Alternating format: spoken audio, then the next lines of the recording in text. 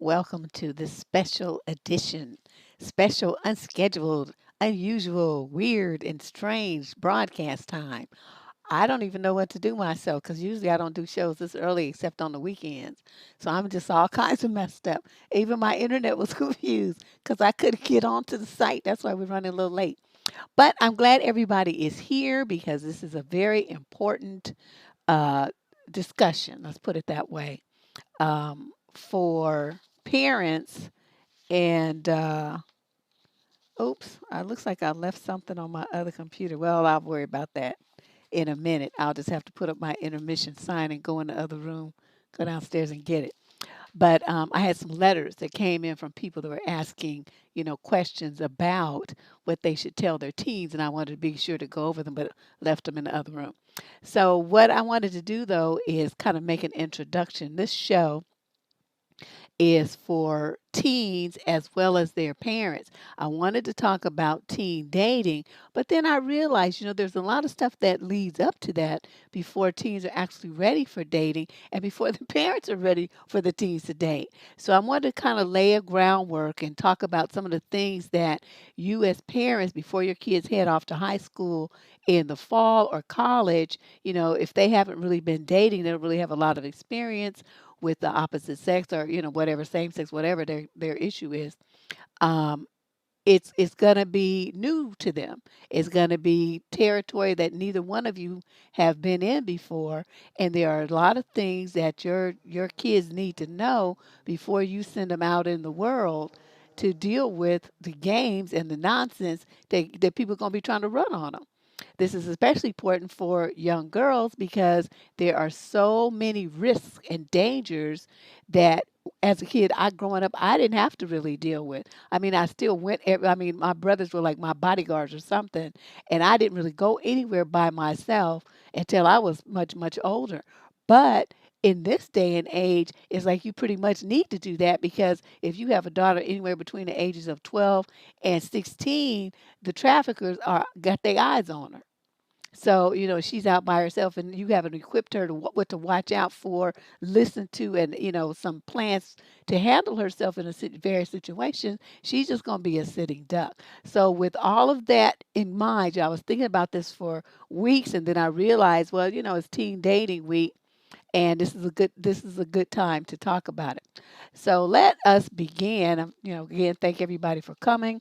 If you know some parents, with teenagers, whether they are boys or girls, and you think they could benefit from this, be sure to send them the link. It's kind of an odd time. A lot of people are still at work, but so you can send them the link afterwards, and they could be sure to take a look at the show.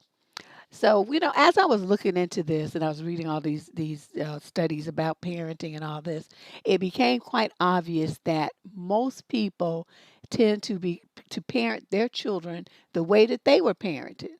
Isn't that odd? Because even if it's a negative, even if their parents had a negative parenting style, people will adopt some of that mentality or they will go completely try to do everything in the opposite. Well, because I had this experience and this happened to me, I'm going to make sure I don't treat my kids like that. Well, sometimes what you don't want your kids to be treated like isn't necessarily a bad thing. You just didn't like it.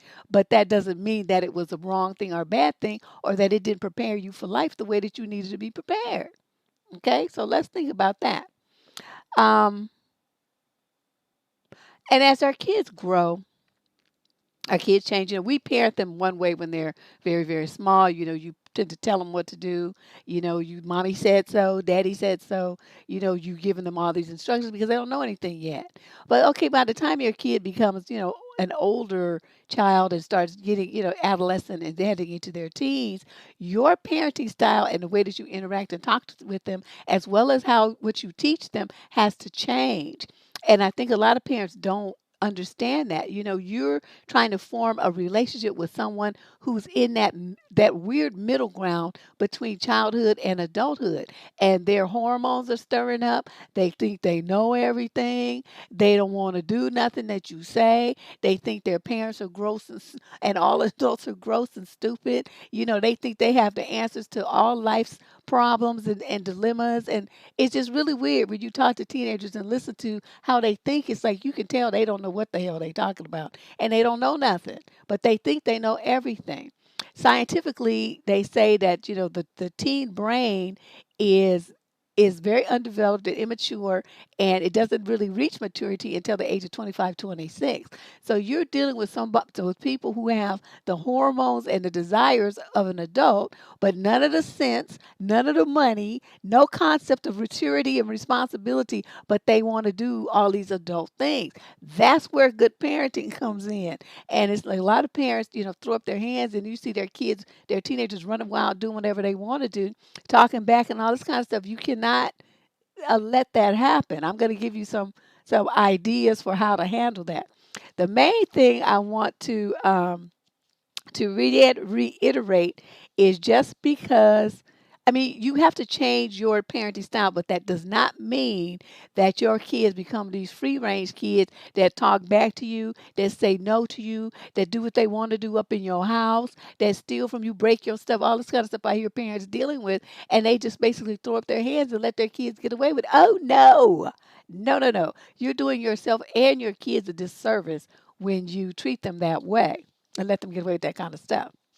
Now, let's talk about the parents that shelter their kids. Okay, this is very risky when you sit there talk. You applying to colleges for your kids. You planning for your kid to go away somewhere, but you sheltered them all their life. They have never had any problems. They never had to deal with any kind of conflict. They never had to do chores. They didn't have to do nothing. But you think that because you got this money, you're gonna send them away to college, that they're supposed to thrive and be all successful and stuff when they have absolutely no tools for independence. You haven't even taught them how to do laundry. They don't know how to even boil an egg. They don't know nothing. And you sending them off to college and expecting them to be successful. A lot of these kids flunk out and they come home depressed and with anxiety or on drugs. I mean, all kind of stuff happens to them because they're not ready. And that's your job as a parent to get them ready. Or the girls that go away to school and they come back out, drop out the first semester because they got pregnant. Some little slick dude didn't talk to them out of their underwear and stuff. And so it's your job now. This is the time, these months here, June, July, before they head off to high school or head off to college,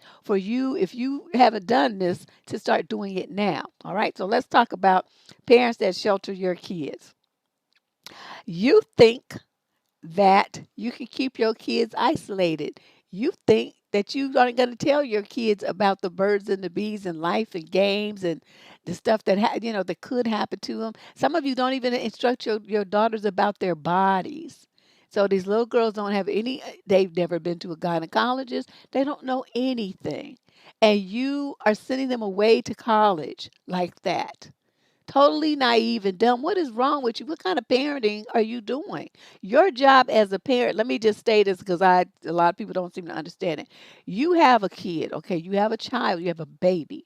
Your job as a parent, you agreed to this when you decided to birth that baby. You're going to do everything in your power to give it all the tools it needs to be a success in life, to navigate conflicts, to navigate stress, to, deal with everything, to be resilient and strong, purposeful, and to come out on the other side of childhood ready to deal with the world as a capable adult. That is your job. If you are not a capable adult yourself, you have no business having a child.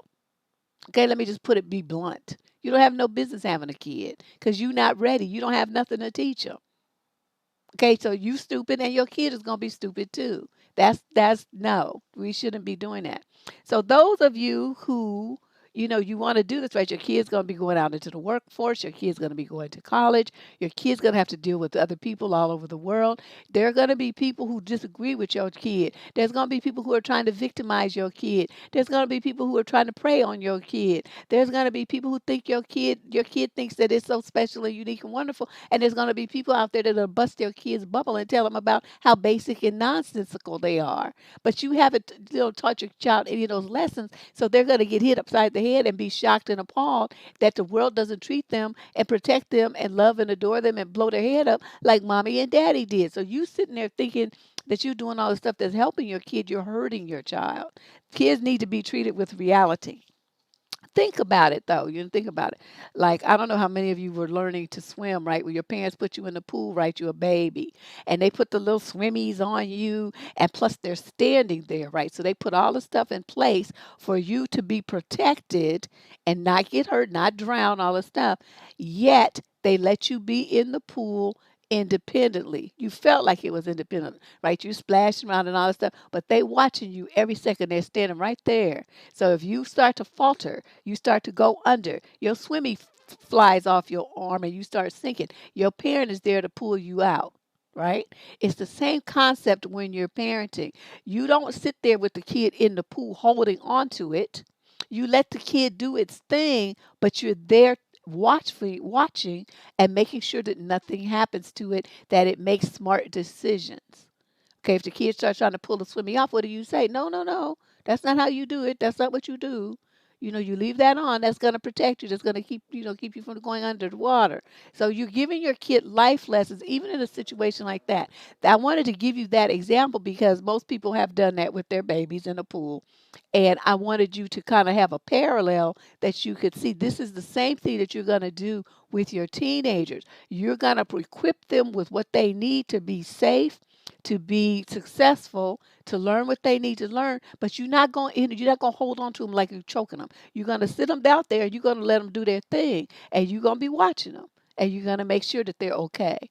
But you let them do their thing. You let them build that confidence. If they fail, they fail. And you just say, well, now you like Edison and you learned another way that it won't work. But you let your kids make mistakes and you have to teach them that it's okay to do that. So many young people today have some kind of weird anxiety where they think that everything has to be perfect or they're a failure. And then they have the lowest self esteem that you could imagine and they never want to try anything. And the worst ones are the ones who wait for you to give them the answer. Have you guys run into those in your workforce?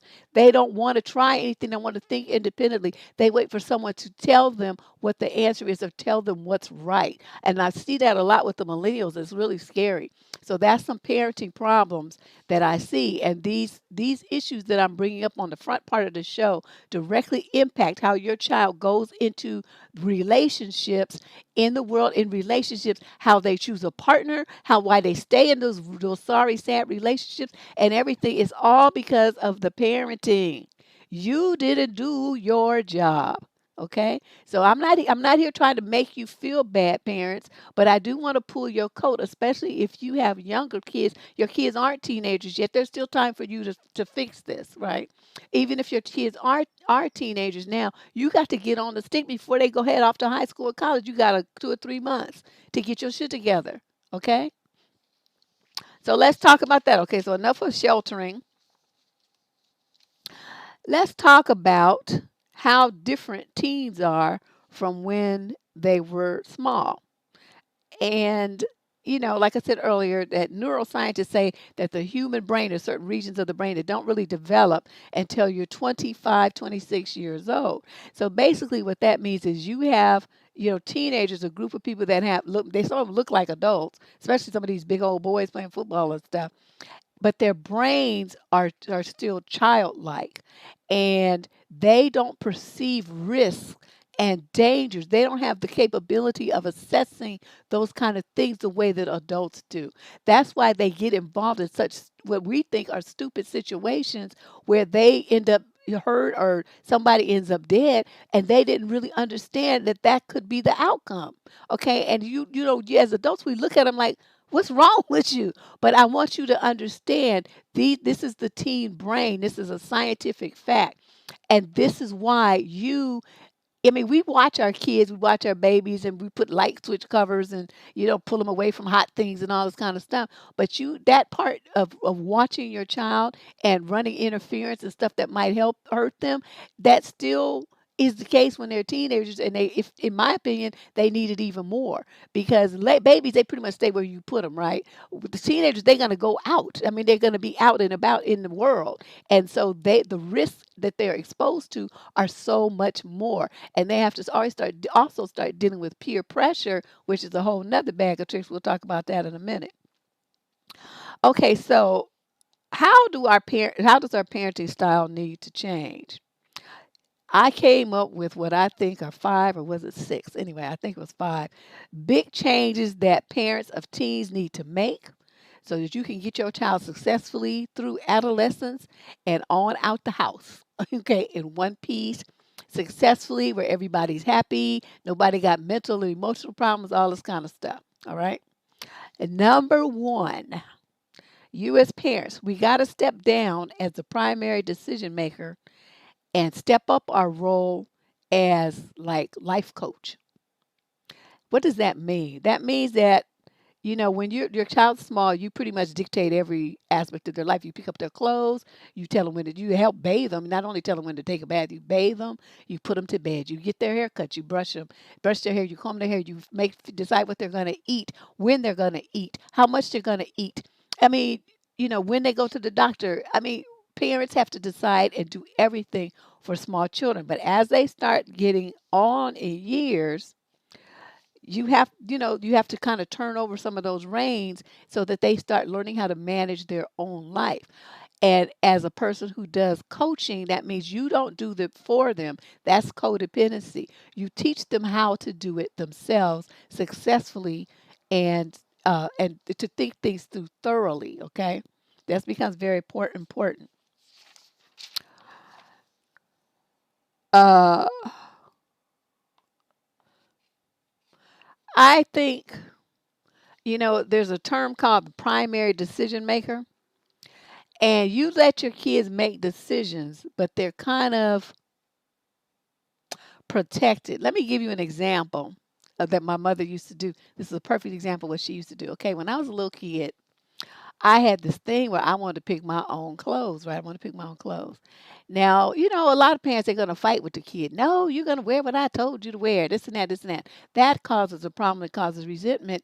Not only that, it doesn't let your child feel like they're in charge of their life. And it makes them very unhappy. Okay, so this is what my mother did. The woman was brilliant. So they talk about how, you adopt parents, we parents like our parents. I learned so much from my parents. They had game for days. So this is what my mother did. So she used to buy our clothes in the Sears catalog and J.C. Penney's catalog, and what was that other one?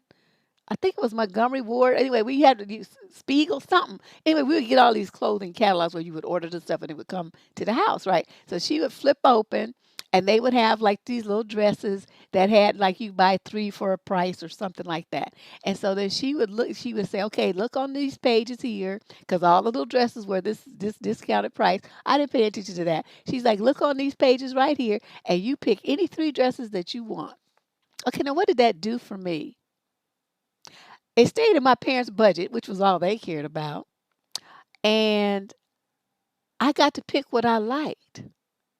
So I was happy to wear it. They didn't hear no complaints out of me when it's time to get ready to get dressed to go to school or wherever we were going, because I had picked my clothes. I felt like I was somebody. I would be proud of the fact that I had picked this dress and I had the matching socks and shoes. You see what I mean? And my hair ribbons matched my dress. It was all it built a lot of self-esteem and confidence in me as a little girl, as young as 7 or 8 years old, because of that one decision that my mother made to give me some autonomy over my life and my choices. Of course, there were parameters around it, right?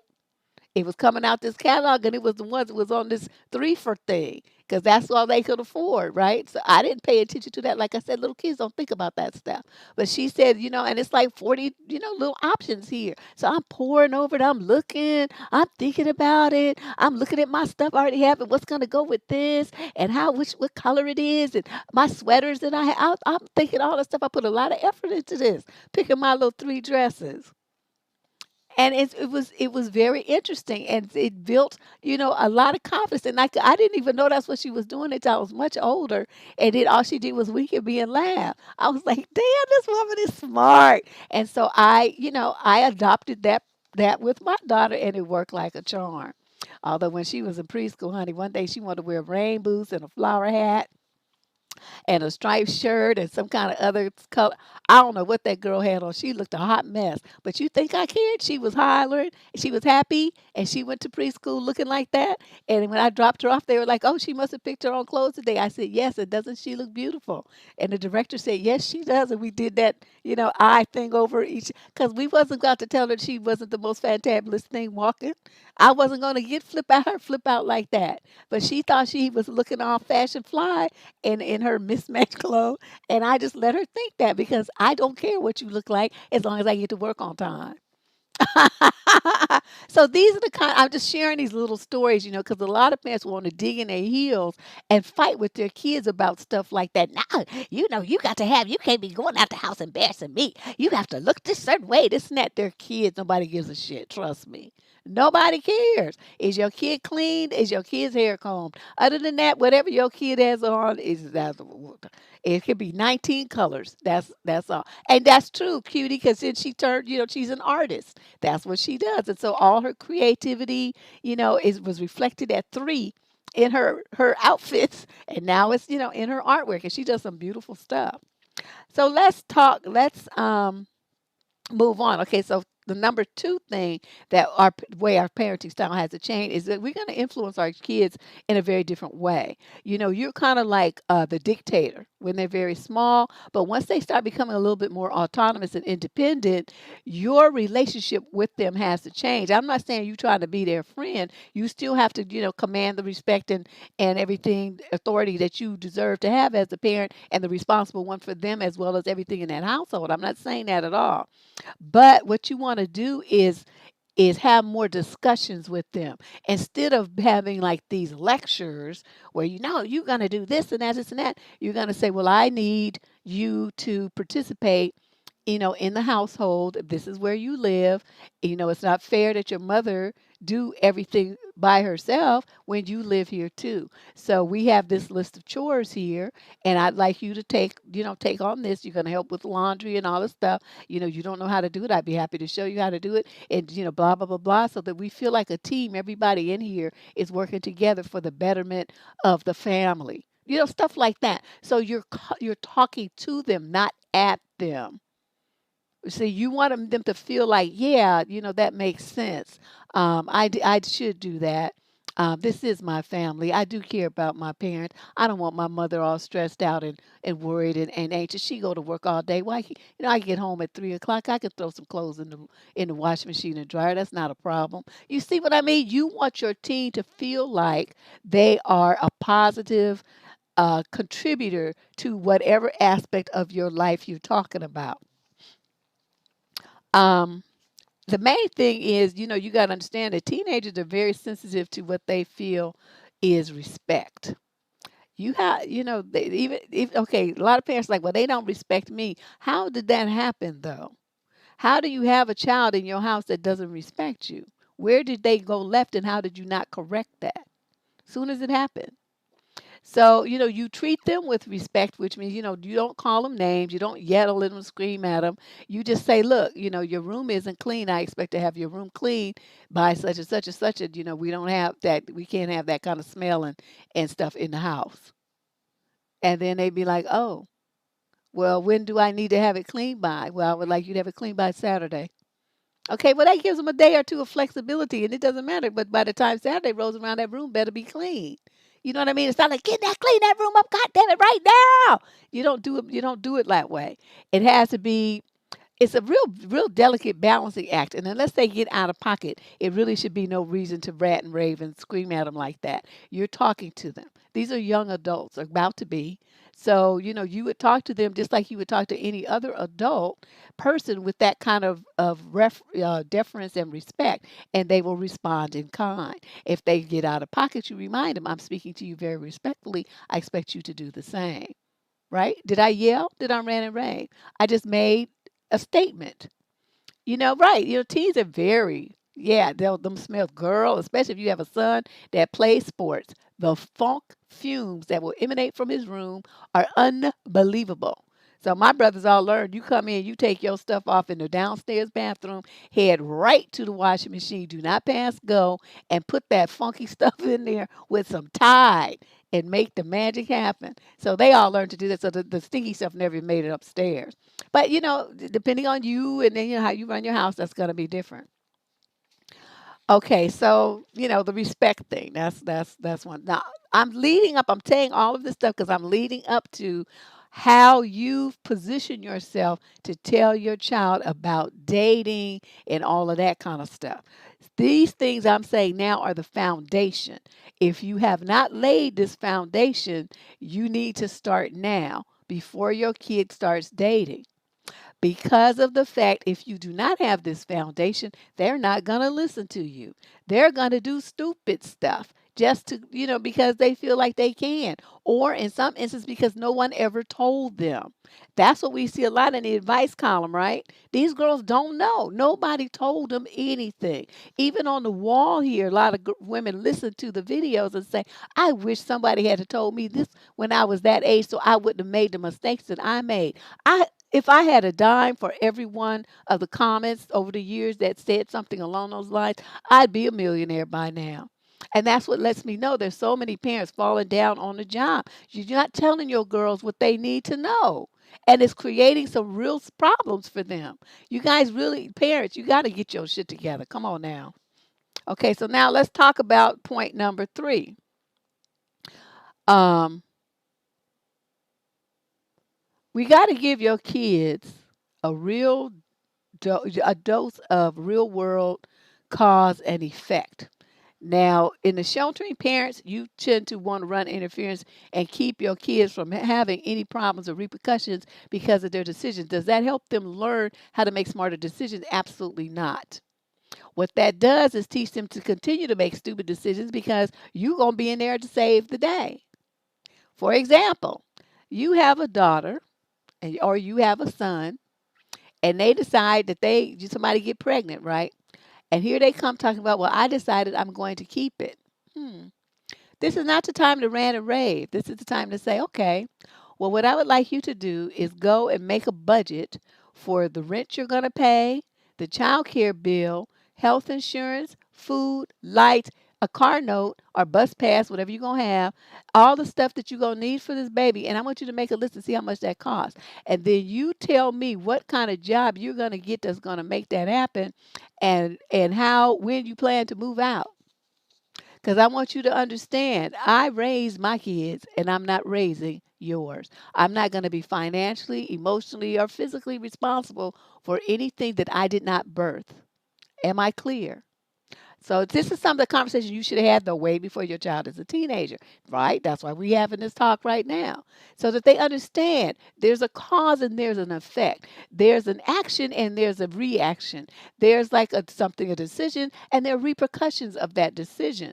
Okay, now those of you parents who step in and take over parenting the kids so your kid can run around and make another baby or two or three, well, see, you kept them from having the experiencing cause and effect. The same, and I'm talking like if this was my son too. It's be like I'd be telling him the same thing. Oh no, you somebody's daddy now. So all them video games that you playing and you thought you gonna sell all that shit because you gonna need that to buy diapers, and all these clothes, these fancy clothes, you gonna log on online and you're gonna figure out how to sell those because you need that money for this kid that you made. So you're gonna get a job. So, you talking about you going to this fancy college and stuff, all that money that we were going to pay for tuition, we're not going to pay that now because you somebody's daddy. So, these are the kind of things that your kids need to understand. It's not like you ran and rave and cuss at them and scream at them. Like I said, I gave the example. You figure that out how much that's going to cost, and you tell me, when you plan to move out. I'm not going to yell at you. I'm not going to tell you how stupid that is. I'm just going to say, oh, okay, well, that's a decision that you made. And these decisions, have a cost associated with them. So, so then they come with that. Well, I thought you were going to help me. Why should I? Was I helping you fuck? Did I help you make that little motherfucker? The answer to that question is no. And so, therefore, I'm not helping you with anything else connected with your sex life. That's your problem. You did it all by yourself. You know what I mean? And so, I mean, I'm just very blunt with it. I just a conversation I had with my daughter. It's like, oh no. And guess what? My baby ain't never to this day. And if she did, she didn't tell me. But I know she don't have no kids. I'll put it that way. And so it's like, I don't understand how hard is this? If your kids know that there's a repercussions for the decisions that they make, they're likely to make much smarter decisions than if you swoop in and save the day and cushion the blow for them. But right, because they teenagers, they want to do what they want to do. That's fine. I'm not telling you can't. You can keep it, but you ain't gonna be living here when you keep it. And don't ask me for nothing, right? And so they be like, oh, well, maybe that's not such a good decision after all. You see what I mean? Repercussions, repercussions. You got to let your kids have them. Like, they don't, like, say, for instance, they're supposed to do something, some homework at school. You promised them a trip to Disneyland. They failed the class. They get an F. Here come home. They haven't done what they're supposed to do. And so then they still expect you to go to Disneyland. Oh, no, no, no. No. Disneyland trips are for people who do what they're supposed to do in school. Disneyland trips are not for people who just fart around and think that they're going to have fun. Instead, what you're going to do is go to summer school, sir, ma'am, whatever. You're going to go to summer school, and then we'll talk about that maybe next summer. But right now, you lost that privilege. You have to figure out, that's the repercussion that I'm talking about. But so many parents don't do that. They don't drop the hammer on their kids. So your kids leave home thinking that they're going to get treated by the world just like you did. They never have to suffer. Nothing ever goes wrong. They always get what they want. They'll get the same perks and benefits in life as someone who did what they were supposed to do. That is a huge parenting mistake. You think that the bosses out here are going to cut your kids slack like that? They're going to screw up and they're going to be out of a job on their ass. And then coming back to home trying to say, well, mom, I need to move in with you. No, you don't. No, you don't. Exactly. Lee said, never reward bad behavior. And that's what so many parents do. They just make excuses. I'm like, please, I'm going to spend my money on myself. That's what I'm going to do. So, this is a lot of these people that are having kids now are from what I call the participation trophy era of the 90s. That's when they came out with that stuff. And they started giving these, like you just show up and just sit on the bench. You don't do nothing. Are your skills are so ragged. You never practice. I mean, you just a waste of time. But you on the team, and so everybody gets the same trophy. The kid that made 19 home runs in the season gets the same little itty bitty raggedy trophy as the one who never did anything and always threw foul balls. How does that work? That's what I love the parents. I admire the ones who will take them participation trophies and either give them back or throw them away because they knew their kid didn't deserve one. You don't get a trophy just for showing up. You get a trophy for being exceptional. Okay? You didn't do shit that was exceptional. You was just existing. You don't get a trophy. I mean, it's nice you was on the team and you had fun, I'm sure, but you don't get a trophy for that. A trophy is something to be proud of. It shows that you put in extra effort, that you were stellar and exceptional. You don't get a trophy just for being just a bump on a log. But unfortunately, so many of our children, with I guess in my era now, these will be our grandkids, have, our children and our grandchildren were raised with that kind of mentality where they think they are entitled to stuff. That's because they want it. Well, if so and so has it, I should have it too. Well, why can't I have it? That kind of mentality. And I'm like, okay, that's very poor parenting. Thanks, Nat. I really, and I know this is not the most organized conversation I had because I don't know, my head's all over the place. But, this is something I've talked about in different videos and bits and pieces, but I wanted to put it all together and then end it by talking about, teen dating.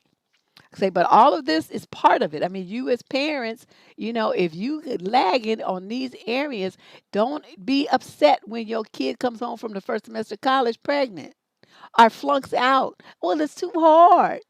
Or all their clothes are pink because you didn't teach them nothing about doing laundry. All kind of stuff happens. Okay, now number 4. Oh wait, and finishing that part about the participation trophy mentality and a sense of entitlement.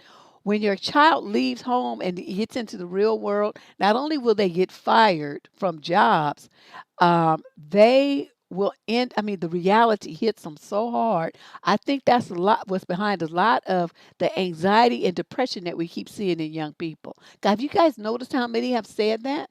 Well, I don't know what to do. I'm confused. I'm this and that. And they're on their own, but they don't really have like direction. They're not really focused. They don't have no confidence.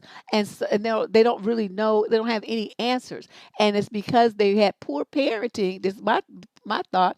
They had poor parenting, but did not prepare them for the real world. They're used to people telling them what to do, how to do it, when to do it, and giving them all the answers. Those parents did not teach their children to think and live independently. So these kids go out into the world and they think it's going to be just like it was at home, and they get a reality check, get their head bumped upside, you get bumped upside the head with something, and they just crumble. They crumble into a puddle of lost confidence and no self-esteem because things are different and they don't have the tools to deal with the reality of the world. That's your job, is to prepare your child for the reality. Ain't nobody care about your kid but you. Not like that. And they don't start hitting it and stuff. They better be able to perform on a par with other people. You don't get participation trophies on the job. Okay, so that whole concept was stupid. You'll get fired. You'll stay in the same position forever with no raises, while people around you who do not have the participation trophy mentality, who were the star athletes, the star quarterback, the star, you know, drill leader team, what they call them, cheerleader girls, the ones who put forth the effort are the ones who get the promotions and advancement. Whereas you bump on the log thinking that you're supposed to get it too, you're not gonna get nothing. Okay, so now that ends that part. That's the real world cause and effect, making sure that you give your child something. That's point three. Point four, you have to have hard conversations with your kids. A lot of parents feel really uncomfortable talking to their children about sexuality, about their body, changing bodies as they move into adolescence.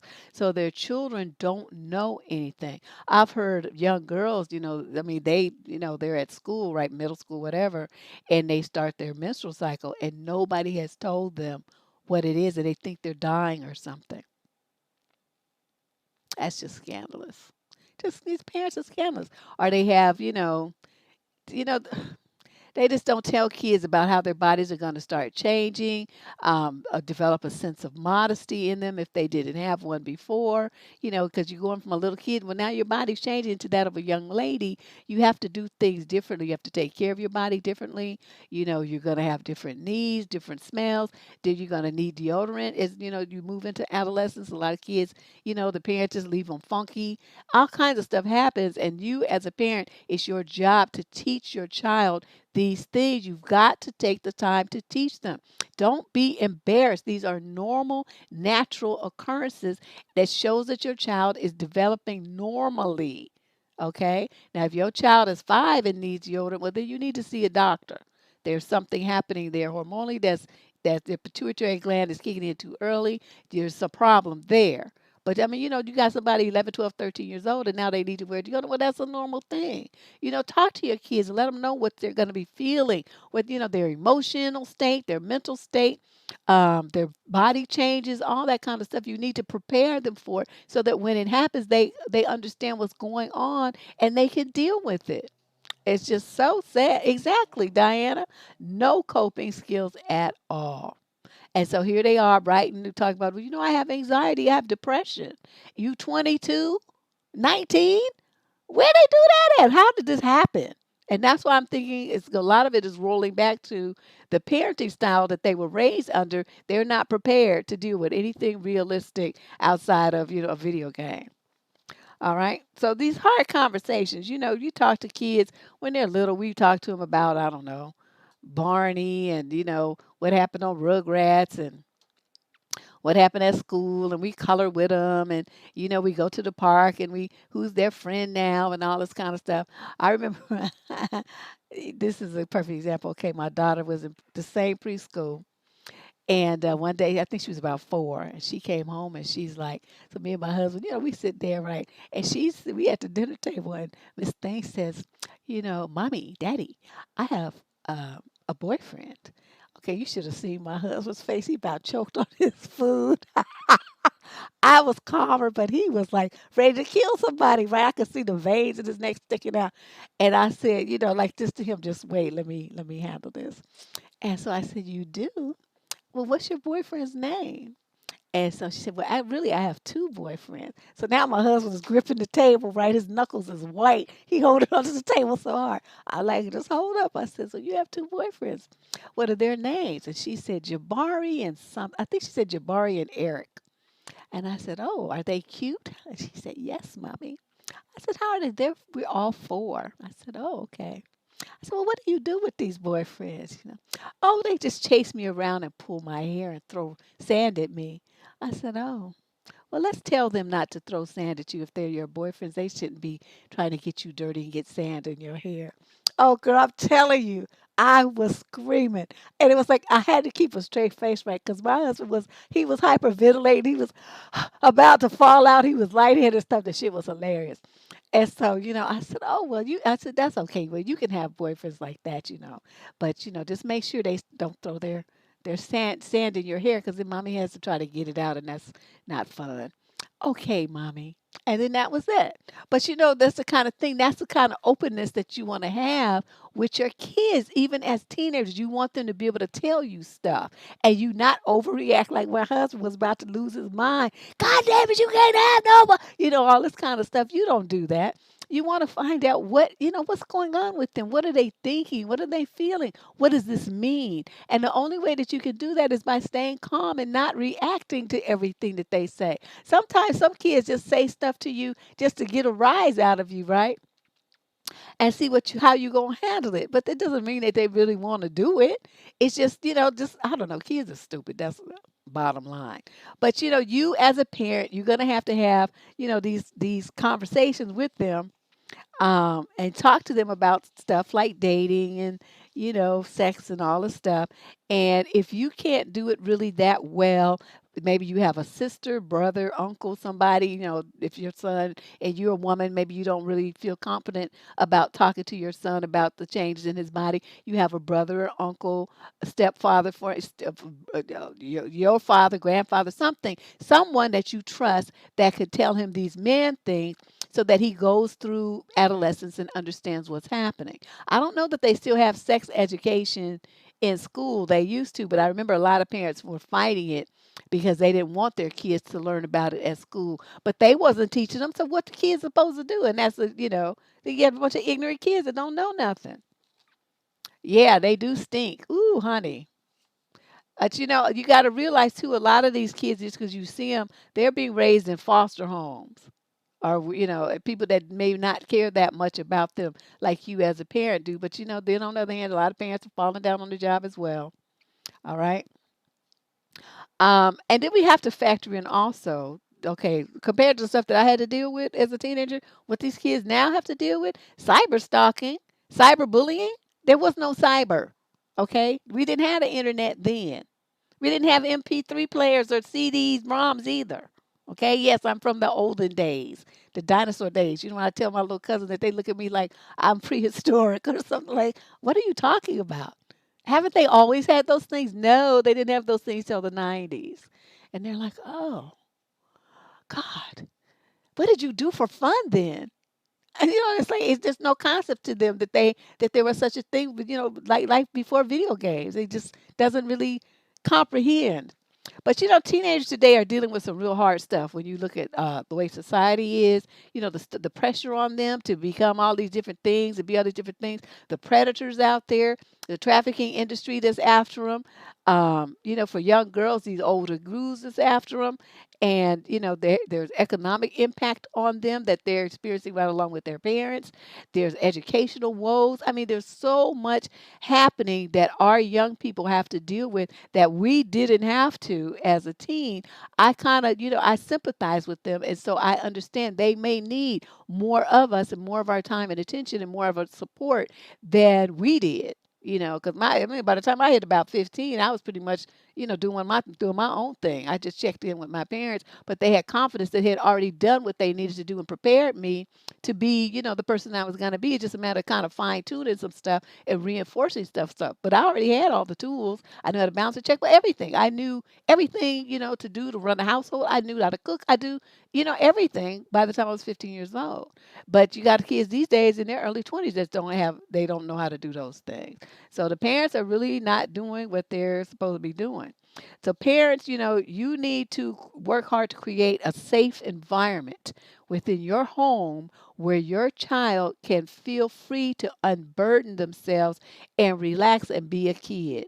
They still need to have responsibilities. I'm not saying they don't have to do anything, but they shouldn't have to make big decisions like they would have to as an adult. That's still your job. You're going to help them start teaching them how to do it, giving them examples, walking them through the logical analysis of making a decision, that kind of stuff. You're in teacher mode at that point. But you teach your kid as they're willing to learn. You don't just bombard them with a whole bunch of lectures and finger shaking and yelling and all this kind of stuff. As they come to you or situations arise, you use those as teachable moments to make an impact in their life in a positive way. But they should always feel like home is the safety zone where they're protected and loved, and nobody's going to get them. Nobody's going to be attacking them. There's no bullies there. They're safe. That's what you want for your teens, and they need that more than pretty much anything. I mean, little kids need it too. It's kind of a given, but teenagers, like I said, they're walking that line between childhood and adulthood, and you still want them to know, no matter how old you are, you still gonna be my baby. I'm gonna still look out for you, but you do need to start doing some things, more things for yourself. You're not 5 anymore. That kind of thing. All right. Well, they need to be taught by their biological parents if their parents have any sense, Lanisha. Now, as we have determined, there are a lot of parents who should not have had children. Okay. They weren't parented well themselves. They do not have the tools to parent anyone else, and yet here they are having children. So I would say, I would add to your sentence and say, if the parents have any sense and the tools to parent their children properly. Okay. That's a big if. Just because you breeded some baby, you laid up and made a baby, well, any dog on the corner can do that. That ain't no talent. It takes no skill to pop out a baby. What it does is take skill and talent to raise a child to be a productive human being. Okay, a contributor, a positive contributor to society and to your family. All right, now let's talk about mistakes. Another thing that's, I was talking a little earlier about how kids are afraid to make a mistake. Some parents go ape shit when their child makes a mistake. It might be something like you teaching them how to wash dishes and I don't know, they dropped a dish and broke it or something. That's going to happen. They're not used to handling things with soapy hands. You are. I haven't dropped and broke a dish in probably 15, 20 years. But when I first started, oh boy, I busted plenty of stuff to the point where my mother got this kind of dishware called Corel Livingware. And the way it was advertised is like it's really pretty. It looks like china, but it's hard to break. So she traded in all our stuff and she got a set of those, and that's what us kids used, and that's what I would wash at night, and then I didn't break anything anymore. Right? So she didn't have to yell. She didn't have to worry about breaking dishes. I didn't have to worry about breaking dishes because we had Corel and it was practically indestructible. I mean, you had to like throw it to get something to break. Right?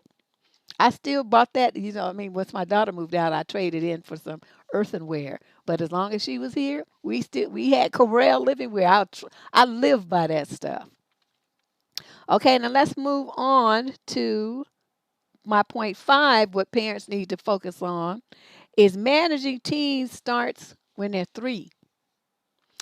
I see that now. I knew this man. Let me tell you about this man. He was so okay. His sons was in their 20s. He didn't teach them nothing as far as table their mother either. They were them like, hippie, mint Berkeley hippie types stuff. White people. Love them to death, but this was an issue. So they had these 2 sons, and so he wanted to have this dinner, right? This dinner party. These 2 boys sit down at this dinner table and eat like they are Rin Tin Tin and shoveling food, grabbing stuff, eating just all raggedy. And I don't know what my face looked like because I had never seen no shit like that. And I'm at their house, right? And I'm just looking like these boys, like what? Whose kids eat like this? And these, like I said, they were in their 20s at this point. He was so embarrassed. This man was so embarrassed. So what he started doing was taking his sons out to dinner once a week, making them dress up with a shirt and tie, and he would take them to a restaurant. And then he started teaching them in their 20s now how, the proper place settings, how to eat, how to say, please pass me this, put the napkin in their lap, all the stuff that they should have learned at 3 or 4 years old. He just teaching them this in their 20s. I was just appalled. Okay, so then you're looking at, okay, they're going to these he's had the money to some of these prestigious colleges. So they going to these schools, and you think anybody ever invited them to go home with them for family, like Thanksgiving dinners and Christmas dinners and birthday dinners and this kind of stuff? Not one time. You know why? Because all their friends knew how they ate and was like, "Oh no, you're not embarrassing me coming to my house eating like that." And I talked to the dad. I told him that. I said, "You think that has something to do with it? They feel like they're kind of ostracized." He says, "Yeah, I never thought of it." I'm like, "Your kids are like wild animals. Ain't nobody trying to have that at the dinner table." So they're better now. He put in a lot of work with them. But see, this is why that story and many others makes me understand. Your job as a parent, like I said, it starts early. You teach your kids early the habits that you want to ingrain in them as to carry them into adulthood. This is especially important if you have a very smart child that could get a scholarship, a free ride to one of these Ivy League schools, but kind of middle class or lower income people, good people, blue collar folks, whatever. But you got to position your child so that your child learns these things. How to dress when to go to a country club setting. How to dress if you go to a wedding of somebody, that's an upper echelon executive you got invited to go. How should your child dress? You're not going to know who she dressed from down in the hood. There's certain kind of attire that you as a woman or a man need to have. Dudes always can get away with a suit, but women don't have that option all the time. You got to figure out what kind of dress is appropriate, and heels and hair and nails and makeup, all of those things, your accessories, all of those have to be making a certain kind of presentation for you to fit in with where you're trying to get in. Okay? You have to teach your kids that. And if you're not capable of teaching because you don't know yourself, get on the internet and you find somebody who is to teach your kid so that your kid does not humiliate themselves and get put behind the eight ball and can't get promotions and advancement because they don't know how to dress and they don't know how to talk and their table manners are atrocious. Okay? These are the things that you as a parent, you got to think about this stuff. You sitting up there with a brilliant 8, 9, 10-year-old kid that you know is going to go far in life if just given the opportunity, start preparing them. Because it's not just what you know, it's not just your grades. Your kids have to fit in socially. And you have to give them the tools. Keith, I'm trying to tell you, I've seen it in myself in college and when I was down in Houston. I know for a fact some brilliant young brilliant minds, but they didn't get the social enjoyment that they should have got in college because of their background. It's not their fault. They were still, we're kids. We're 18, 19, 17, 18, 19 years old. They don't know what they should have known. But I'm so glad that my mother put me in what used to be called charm school. So I knew all kind of stuff that I probably didn't need to know, but it did come in handy. So I can move in any kind of social circle. I can be just the hoodest nigga that you ever want to see, drinking Thunderbird and Hennessy and acting a complete fool, down throwing dominoes, all kind of stuff, talk, all that. I do all of that. And I could go to the country club and hobnob with the politicians and still go, really, Bob? How about that? Pick wines, all that stuff. You got to prepare your kids for the success that they deserve to have. Okay, that's your job. All right, now let's talk about this thing about responsibility. Um, you know, you cannot let your child disrespect you. I've seen that in the parents that they had a kid. You think it's cute because your 2-year-old hits you. Is mad and he hits you. Okay, well at 12, is that gonna still be cute? You think it's funny because your kid says, Mommy, you're ugly, you're stupid. But at 13, here's your kid now say, you just a stupid dumb B. Okay, but see, you let that happen because you didn't stop that when your kid was young. It's like my little cousin. He used to go around biting everybody, right? I was 12.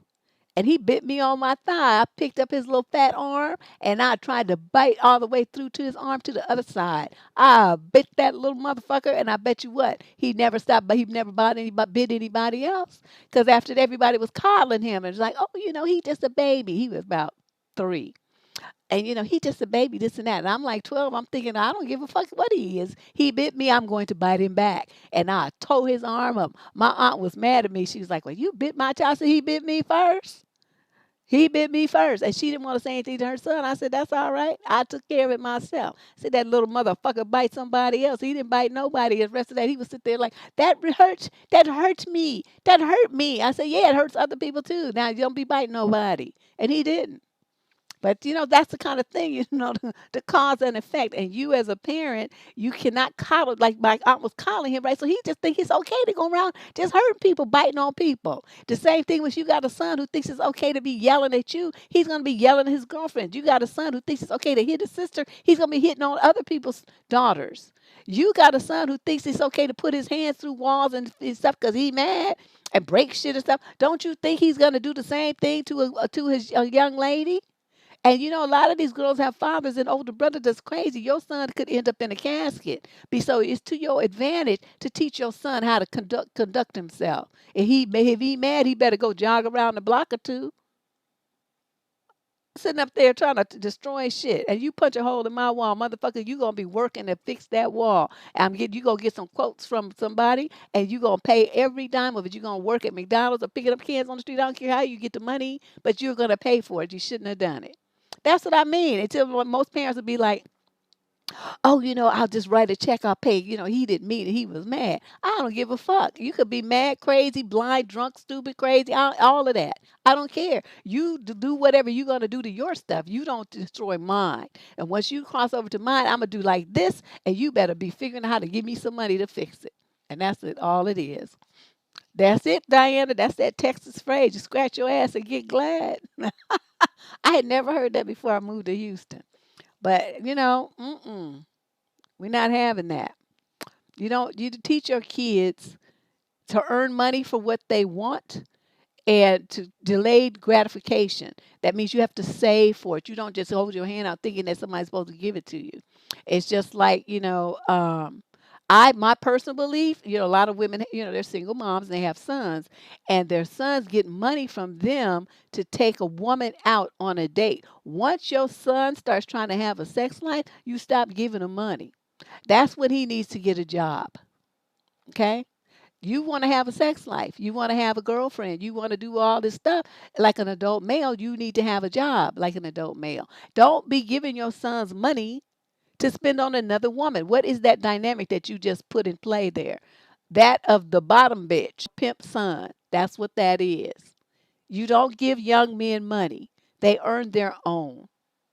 Okay? That is a key principle that more single mothers need to adhere to. You do not give young men money. Now, let's talk about parent-teen communication, right? What do you talk about with teens? How do you talk to about them that are things that are important to both you and to them? And how do you keep your teen from spinning out of control and ruining their lives? This is when communication style comes in. You stop talking at them and you start listening to them. Okay? You listen. My grandfather used to say, you got 2 ears and one mouth. You're supposed to listen twice as much as you talk. I think if more parents listen to their kids, listen to their teens instead of shutting them down and telling them to shut up and all this kind of stuff, listen to what they have to say. Make sure that parameters are followed, though, like I said, where they are, they talk to you in a respectful tone of voice, they use respectful language, this kind of thing. But the door should be open for the two of you to have exchanges about concept, ideas, and what's going on in their life, what's going on in the world. Get their perspective on things. All right. You want to get through to them. You don't want to shut them down. Now, here comes this comes the dirt. What are some of the things that you need to make sure you teach your teens before they go off to high school, definitely before they head off to college? Now, what I'm going to do is put up my intermission for a minute because I got to go downstairs and get the letters that people have sent in that I want to go over in the show. Okay, so give me a minute.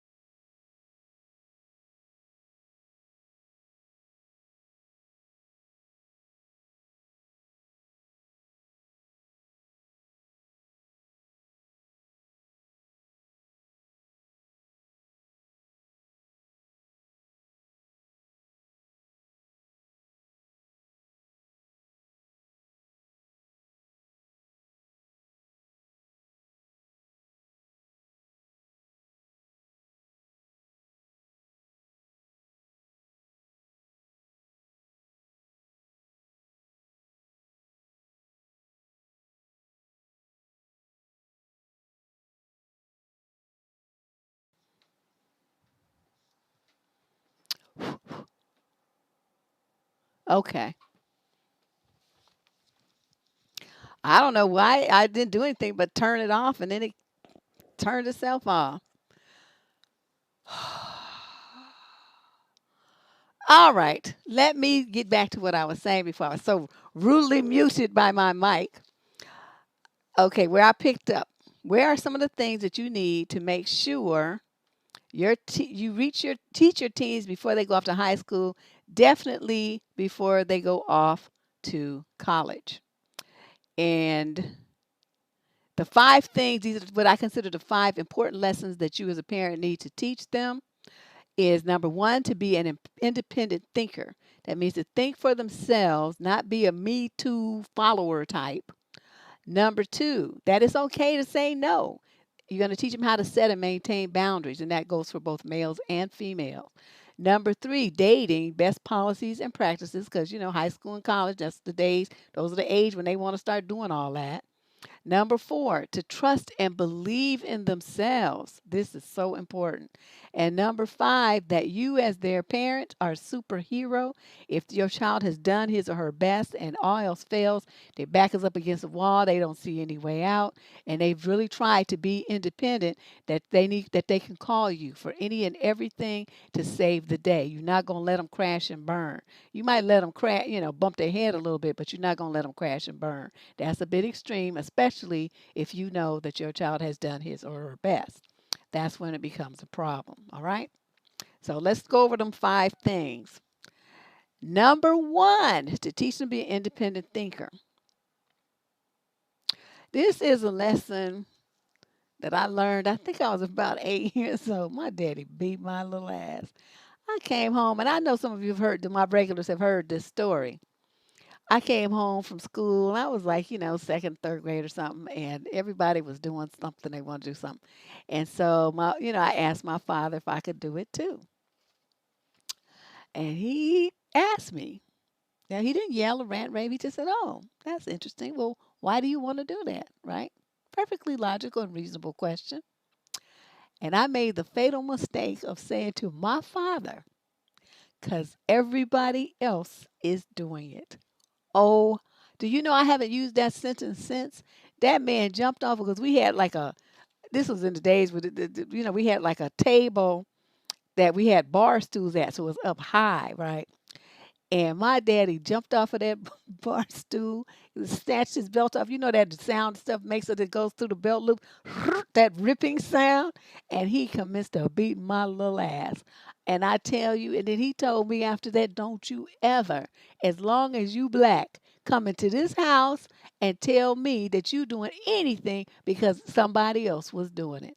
Honey, I'm like, lesson learned. You don't have to tell me, but one time, Mr. Sir, I got it.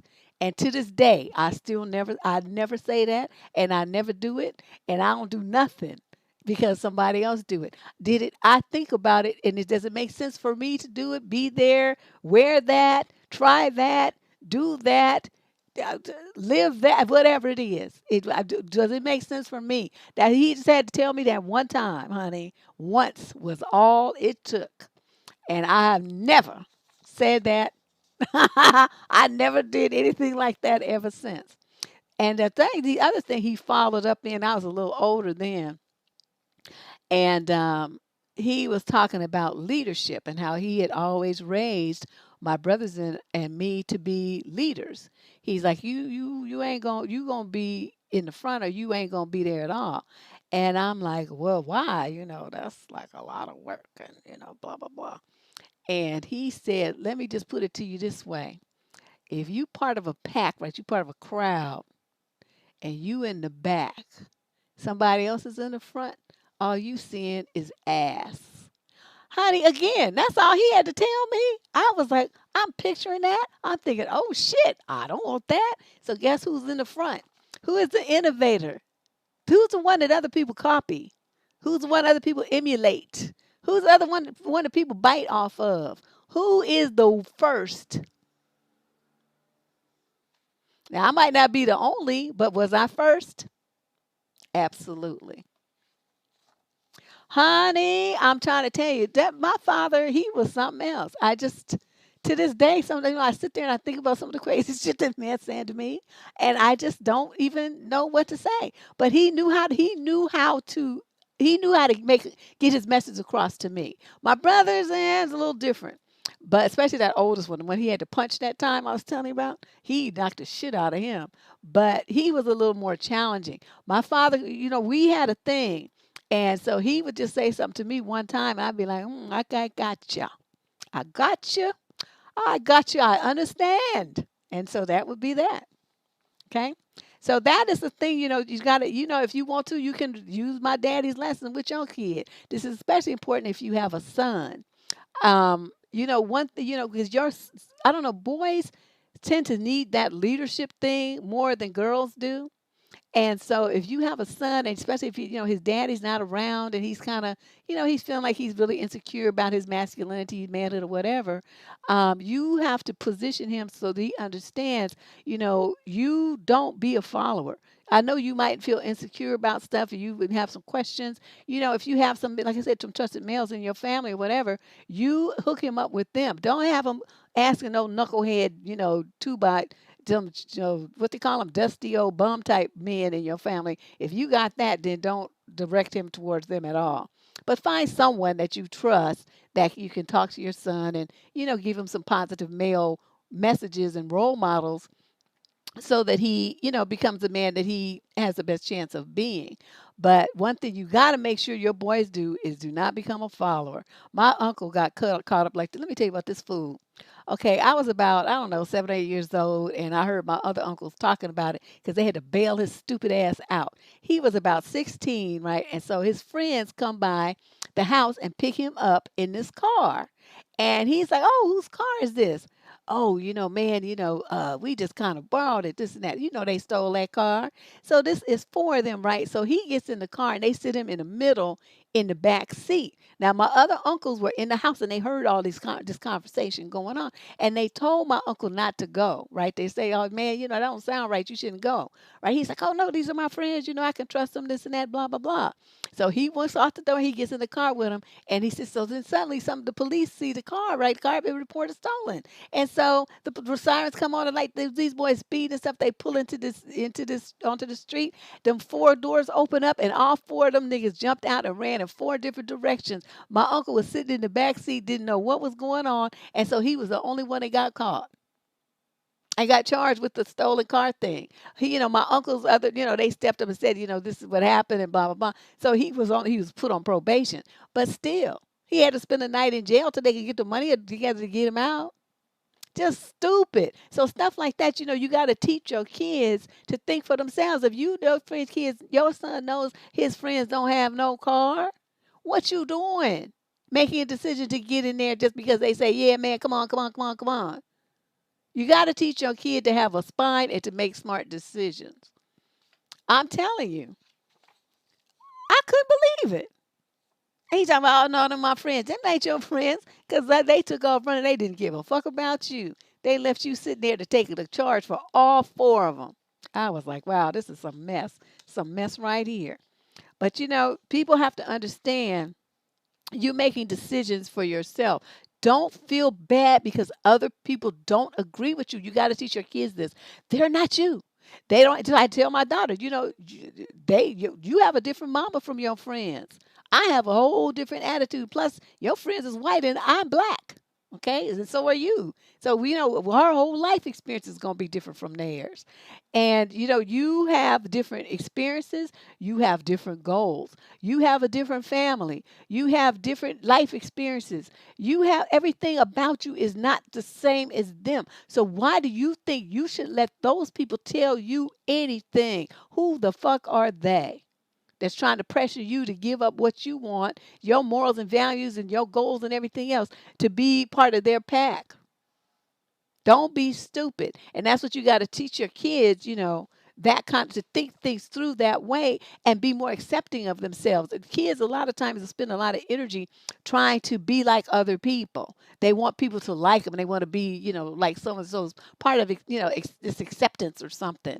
And you got to let them know you're not required to be like anybody else because you're not like anybody else. All right?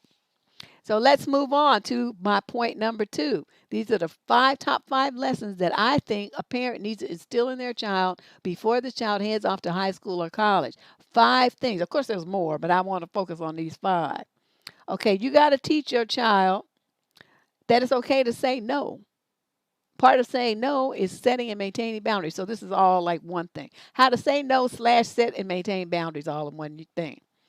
Now, girls are typically taught to be nice, right? To be pleasing, to be sweet, to be feminine, to be dainty, to be all these things, the opposite of men, which basically means that women are getting, oh, hey, oh, Natalie gets to be with us longer. Thank you.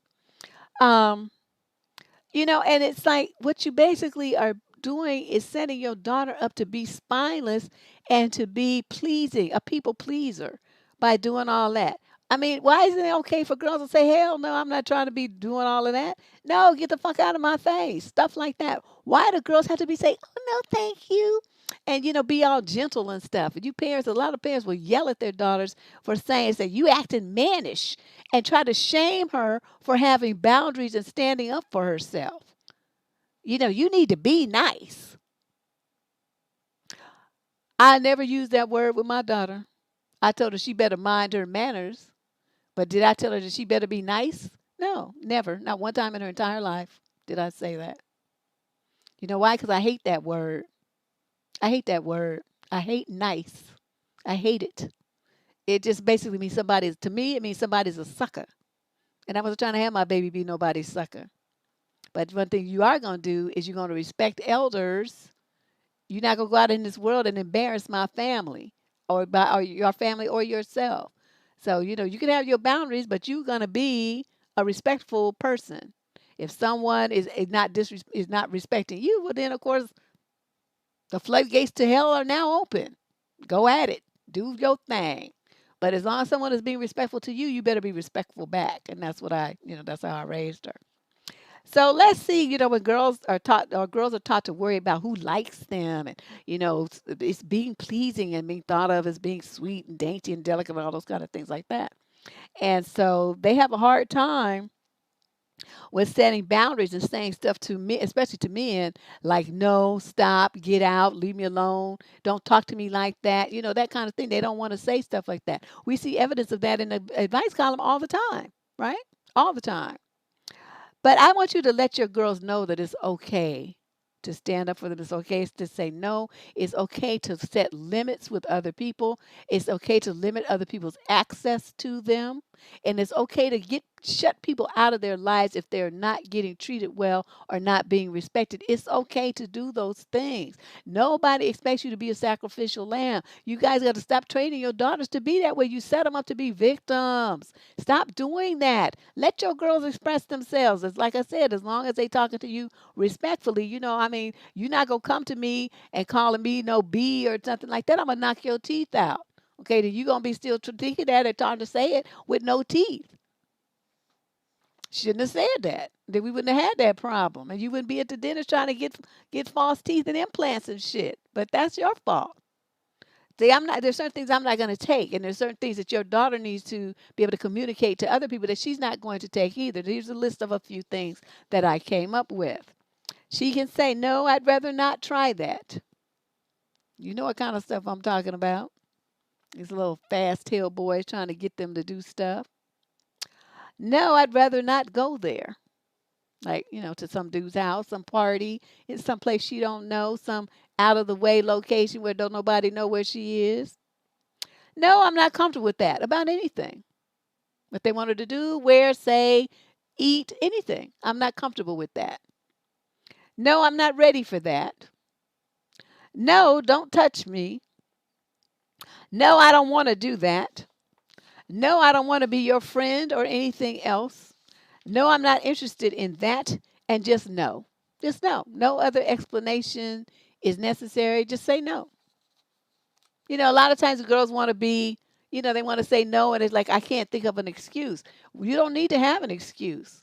Okay, you put yourself through all these changes to think of an excuse to try to make it palatable to this person that's infringing on you. You don't need to think of an excuse to make it nice for them. You just say no. Just say no. And a lot of parents, are just teaching their girls that they don't have the right to do that. And I don't think that's right. Especially before they go out to high school, right? They're going to be interacting with a whole bunch of people from a whole bunch of different backgrounds with a whole bunch of different attitudes than the one that you had in your family, your little community. So you have to make sure that they understand that there's going to be people out there trying to get them to do, say, and be what they want them to be. You have got to prepare your children for this kind of stuff because it's coming. There's some people in high school, you got to realize a lot of them people are older than your kids because they flunked a time or two. And if your kid like me, I got skipped a couple of times. So I was way younger than everybody in my class. So they was high school, they're high school age and they're doing high school things.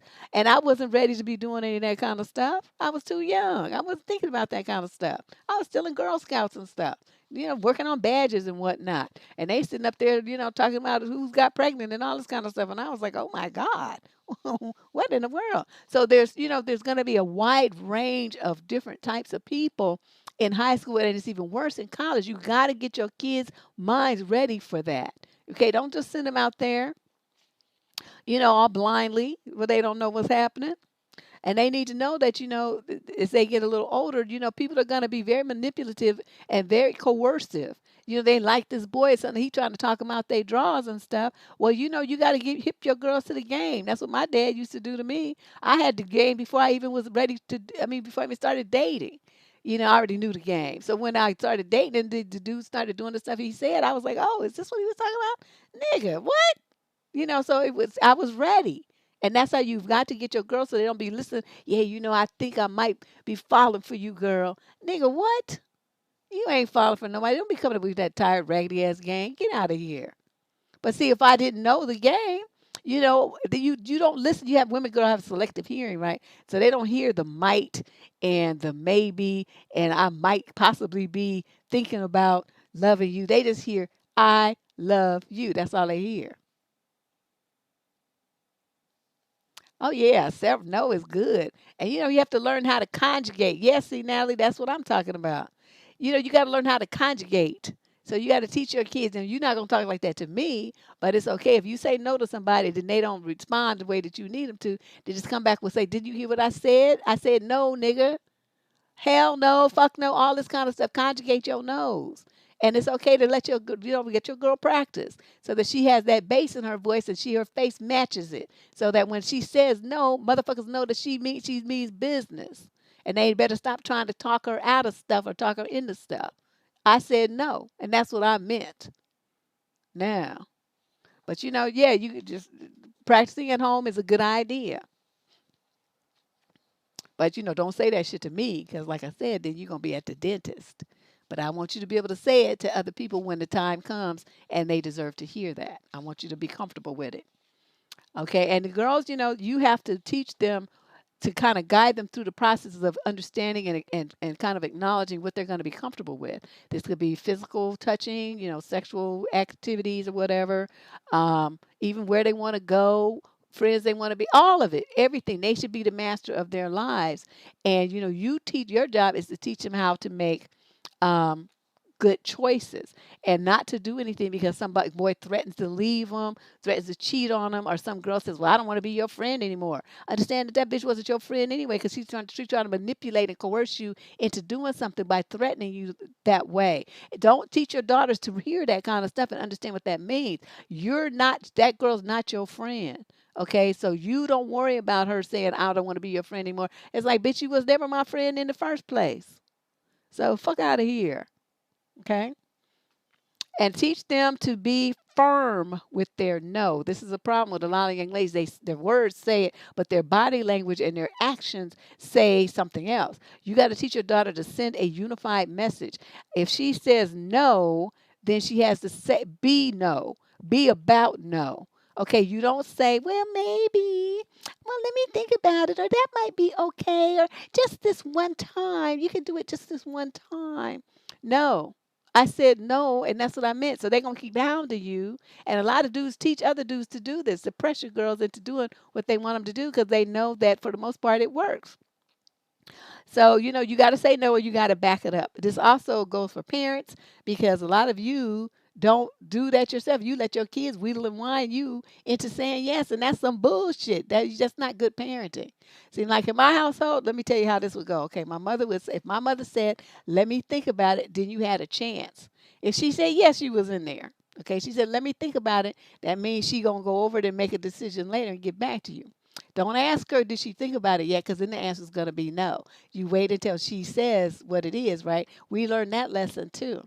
But if she says no, we knew better than to ask her again. My older brother went one time, tried to go behind my mother's back and go try to, play my parents against each other. My father was slick because he had already got reamed by my mother about trying to interfere with what's going on in the house. So he knew. He's thinking, shit, I'm not trying to get killed. So he's like, so my brothers come to, talking to him about it and say, well, I want to do this and that. So my father said, well, did you ask your mama? And he said, well, yeah. And it's my daddy's like, well, what your mama say? And she said, no. Then he cracked his newspaper. He's like, oh. And he went on back to reading his paper and it just like, totally ignored my brother like he wasn't even there. And my brother was so upset. He's like, well, I wanted to go there. My father said, your mother said you ain't going. And so that means you ain't going. And so he totally backed her up. And there was nothing for him to say. He was mad as hell. But, me and my other brothers, we just sitting there looking at him like, wow, you was hella stupid. What was wrong with you? You should have known how that was gonna go. And now you know you're gonna get punished because mommy's gonna find out that you tried to go behind her back, and you gonna the next time you try to go somewhere, she gonna say no again, and you're gonna be punished for that. So we already knew. Don't try to play her like that. That woman was evil, 5'2" of evilness. I wasn't fucking with her. She said no. I was like okay, and I started doing something else or thinking about something else because I already knew. That wasn't yeah, it was dangerous, especially with my. Well, no, my father tried that one time, right? He tried to overrun something my mother said one time and she lit his ass up. I had never seen her so mad. I never heard my mother cuss until that day. And she cussed my daddy out. And he was sitting there, just looking with his eyes being blinking. Because he had never heard her cuss like that either, right? He didn't know what to do. So he was just sitting there, just doing all this kind of stuff here. Like her words were like, blowing his hair back and the wind was making his eyes dry or something because he kept doing this like here. And so she went on and on about what he best not do. And so after that, he was like, "Oh, I guess I'm not gonna say nothing then." And he didn't.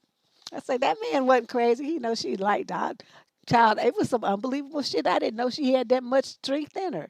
She was a little thing, but shit. She lit that nigga up and he was just sitting there just like, oh my God, what just happened? I'll never forget that shit was funny. Okay, now let's talk about dating, best policies and best practices. Because most parents are afraid, right? The teen, starts heading toward dating. Like my husband with our daughter, she was only 3, 4, and he was losing his mind already. So you could just imagine. But he was already dead by the time she reached the teenage years. But I could just imagine he would have been a complete fool and just worse than my father. My father used to show his gun to the guys that came to my house and scare them. So I never had a boyfriend until I went to college. Away from that nigga because he was crazy. But let's see what the rules are. My guidelines for parents. When your child is getting ready to start dating, this is like in high school, right? Because I would imagine by the time they're in college, they're already gone away from home, unless they're going locally and still living at home. So, for parents, you must number one, meet the people that your child is quote hanging out with or dating. You have got to meet them. So many parents don't want to meet them. They think that's irrelevant. They're not gonna be together long enough for me to meet them. Blah blah blah. No, no, no, no. I don't care if they have one date or half a date. You need to meet them. Okay. Why do you need to meet them? Because you, as a parent, have a more discerning eye. Plus, you want to see who this person is. You got a 16-year-old daughter. Here comes some motherfucker 32 walking through the door talking about I'm taking your daughter out. Let me think about that. Let me consult with Roscoe right quick and come back cocking my gun and say, no, we ain't taking my child nowhere. Get the fuck out. You see what I mean? Or you got somebody coming and your daughter's like, you middle class, raised your daughter all right and stuff, little church girl or stuff, and here comes somebody with their pants sagging, with it smelling like weed, eyes red, and dreadlocks in his hair, talking about, I'm taking your daughter out. No, you're not, nigga. Get the fuck out of here before I shoot you. That kind of stuff. You need to see, what's going on with somebody before they be having, control, taking your child somewhere. I don't think so. I want to know everything. I want to see who you going out with. They talking about they hanging out. Who is this clown? And one is like she was going out with this little white boy, right? And so I don't know something about this little boy. I guess he was okay or something, but she wanted to go out with him. I said, well, tell him to bring his mother over here, and I'll meet him and his mother. And she told him, right, and he's like, well, why do you have to meet my mother? I said, cause if you want to go out with her, that's what you gonna do. So they came, and she looked perfectly normal, and he was like, I don't know. I didn't really like him. Something about it. I don't even know why I didn't like him. It's something about him. He just had like this arrogant air about him, and I just didn't like him. Exactly, Dee Dee.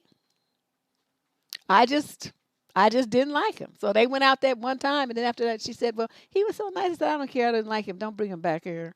And she knew what that meant, so she moved on. Cause all the kids used to like to hang out at my house and eat my fried chicken and stuff. I make jambalaya, all kind of stuff. So all the little white kids was going crazy eating eating my food, and they all thought that was a great privilege to be able to come to my house. And if I said I don't like you and don't bring him back here no more, she knew what that meant. So she just eased on away from him. Okay, you got to meet the people that your daughter is going out with. I think parents should too. Because you might have some older woman, your son is looking all buff and cute and stuff, and she might be in her 20s and a baby mama or something. And here's your 16 to 17-year-old son going to get involved with her. And he got a good college scholarship. He got some stuff going on, and she knows she don't have no shit going on, but she trying to get her hooks in your son. You better watch out. The next thing you know, she gonna be pregnant, and your son gonna be a baby daddy. Then what you gonna do?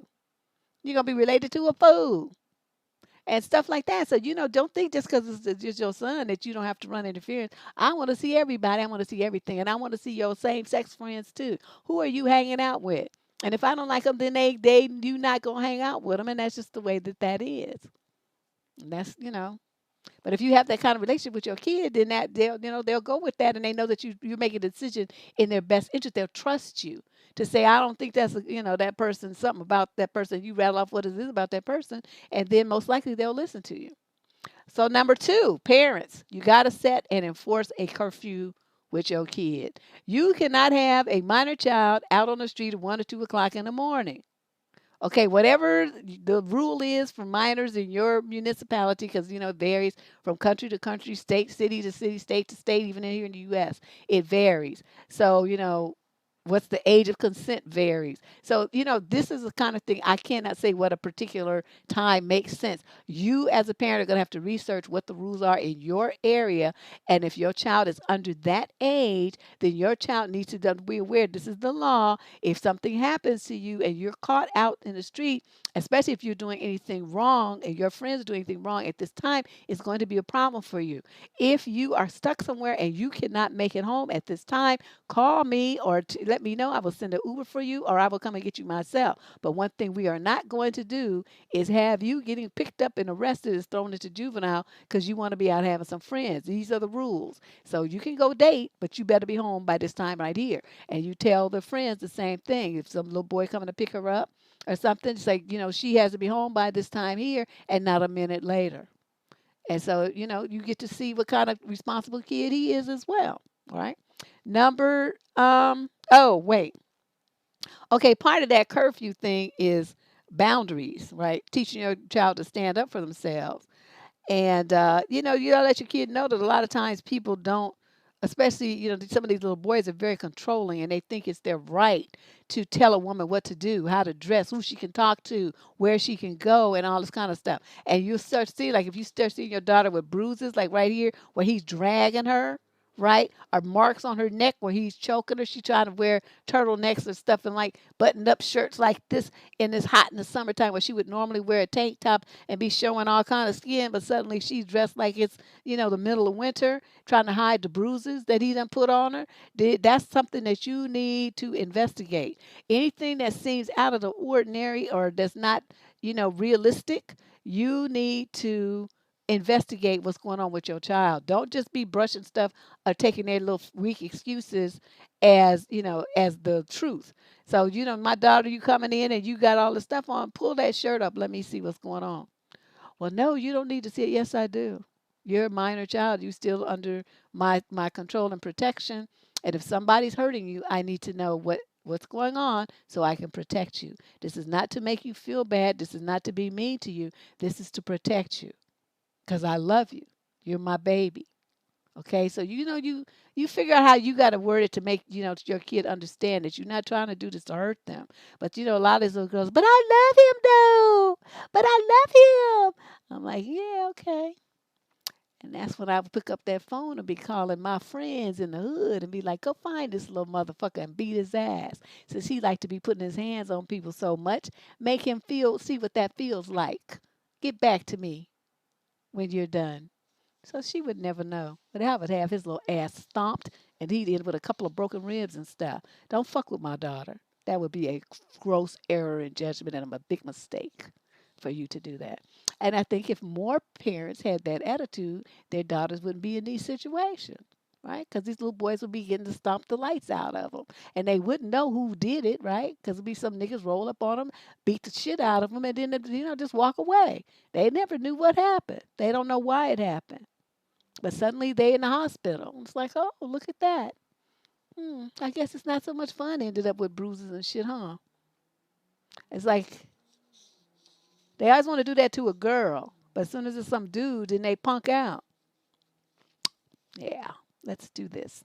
So you got to understand too. You got a daughter who's always apologizing.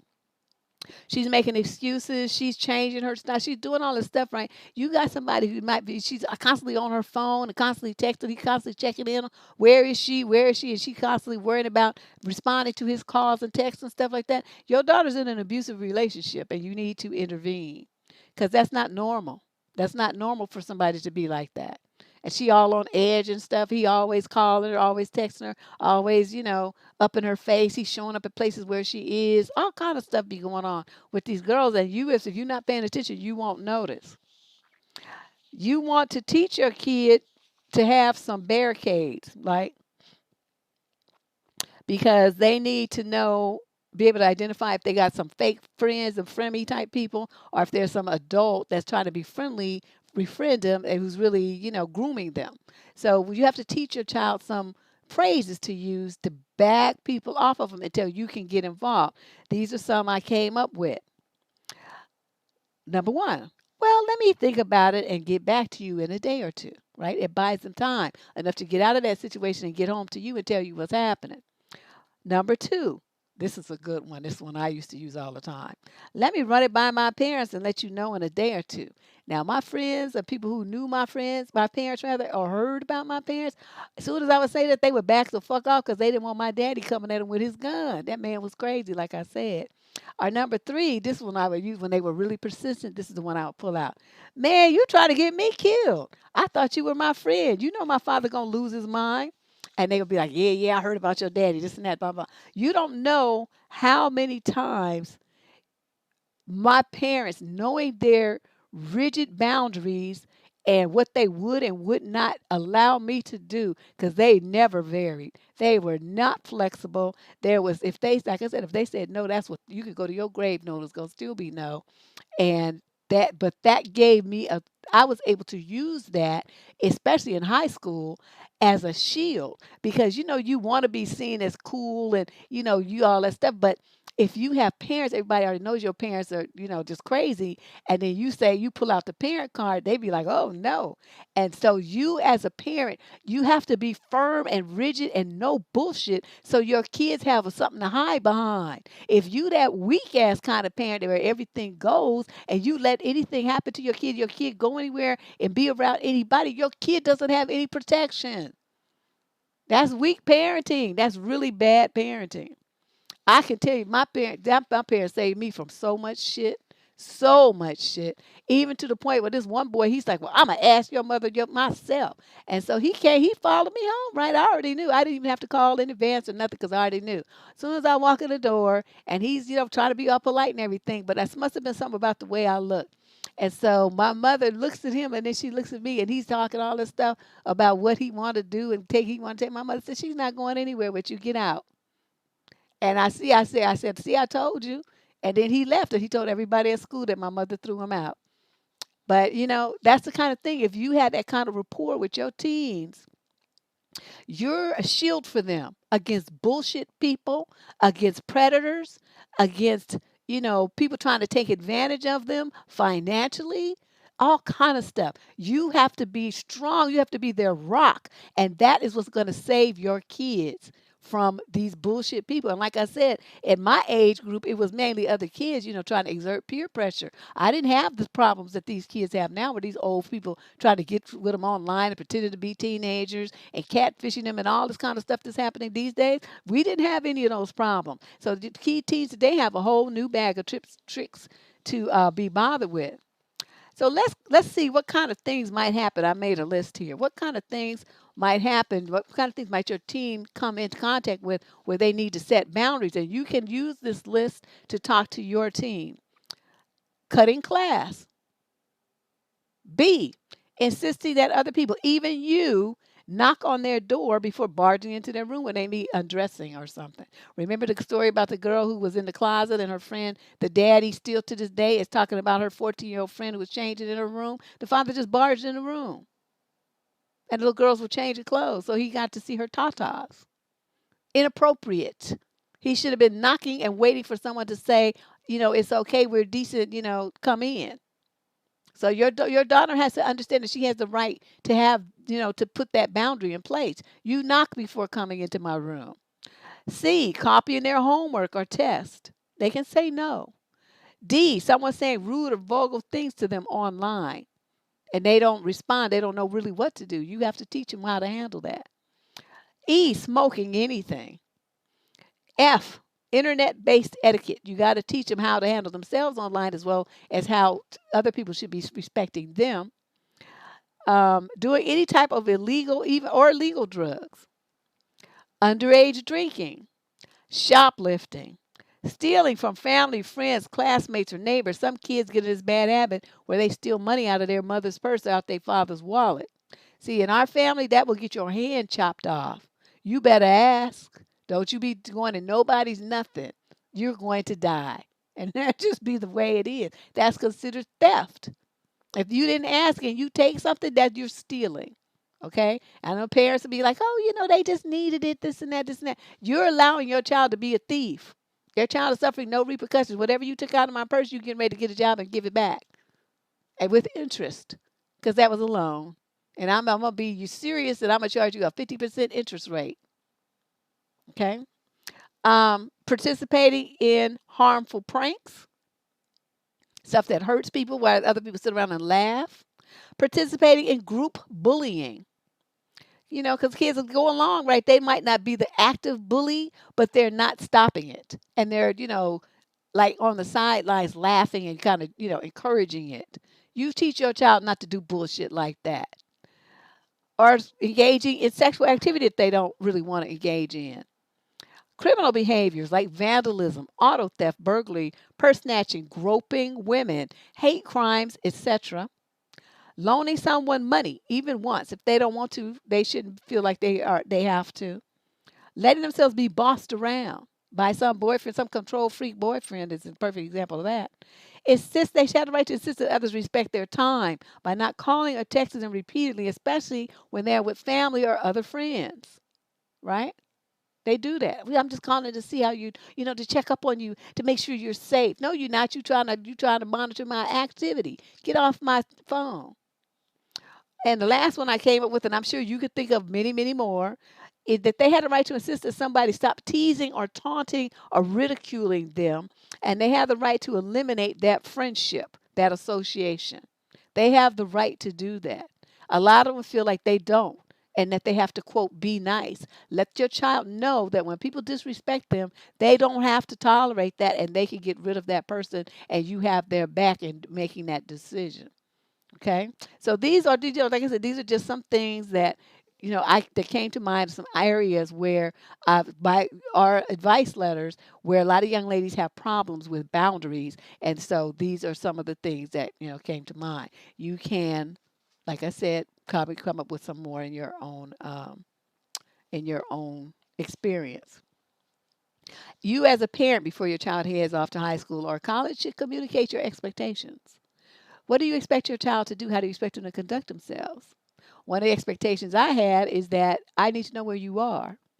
I need to know where you are, and if you're going somewhere with this friend, you tell me that you're going to be here, but the plans change because somebody, well, I don't know, whatever happened, and y'all end up trying to go somewhere else or going somewhere else. You need to let me know right away. I need to know where you are at all times.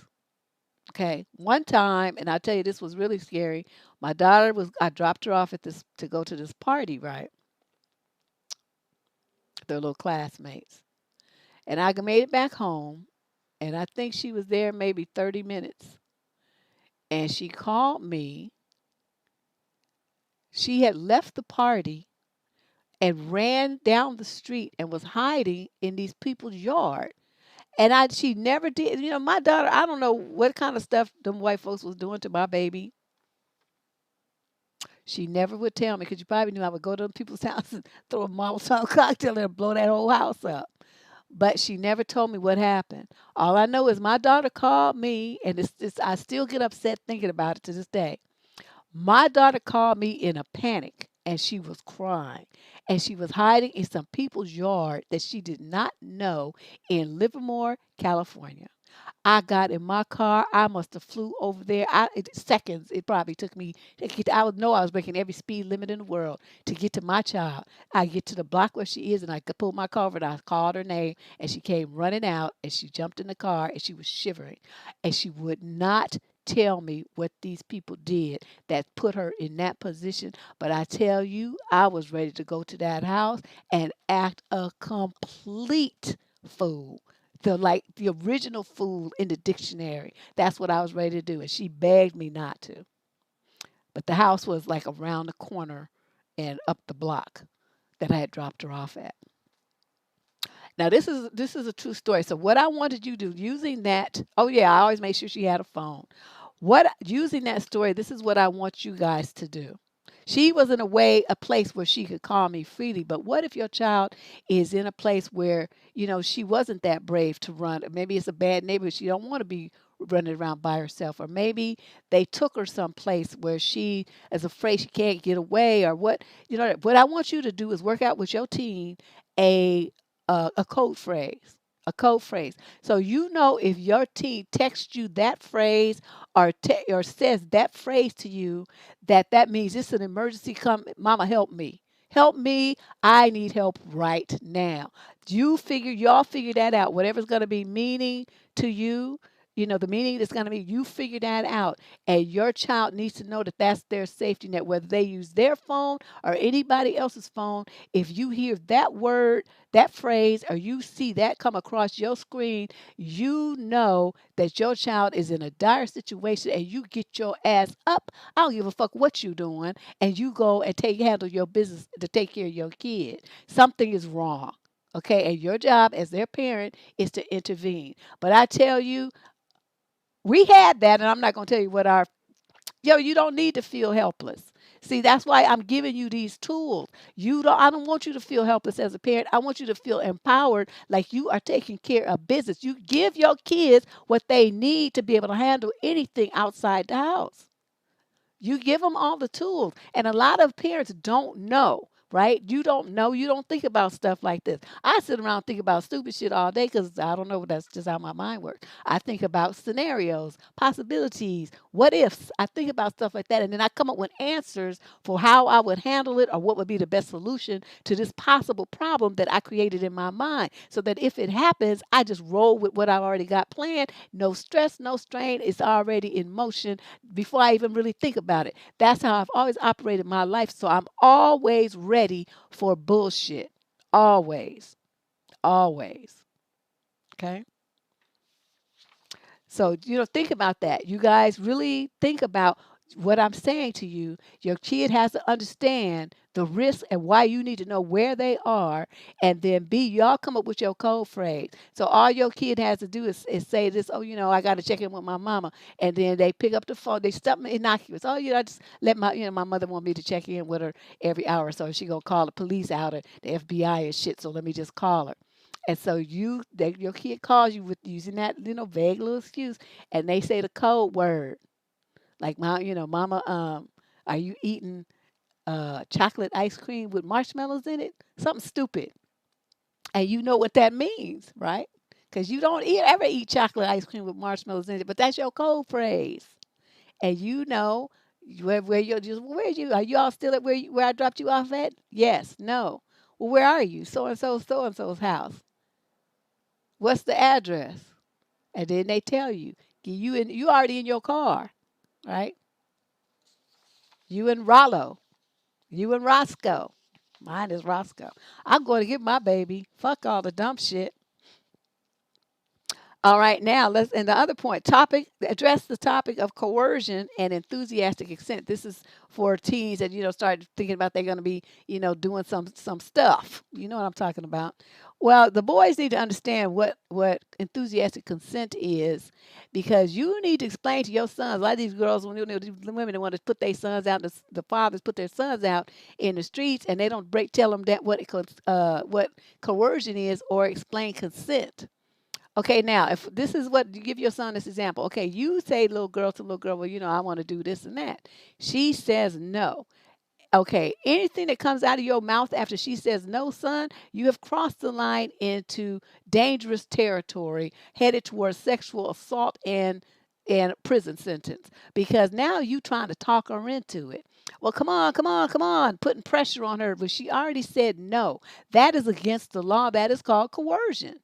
Okay, that'll get you a R charge real quick. And so they be like, well, she eventually gave in. But you know what she did? Like that girl they locked in that bathroom at Hofstra University. She did what she did to get out of that bathroom that had one entrance and one way in and one way out. But for some reason, people didn't understand that. What coercion is four dudes telling you, you're going to do this or we're not going to let you out of here. So she did that so she could get out. That's coercion. And that everything that they did to that girl after they refused to let her out of that bathroom is a sexual assault. Okay, but for some reason, the police didn't really see it that way. And I'm thinking, man, if only I had been an attorney, I would have had all four of them motherfuckers in prison for the little punk bitches that they are. And as a mother, if my son had done something like that, I would disown him.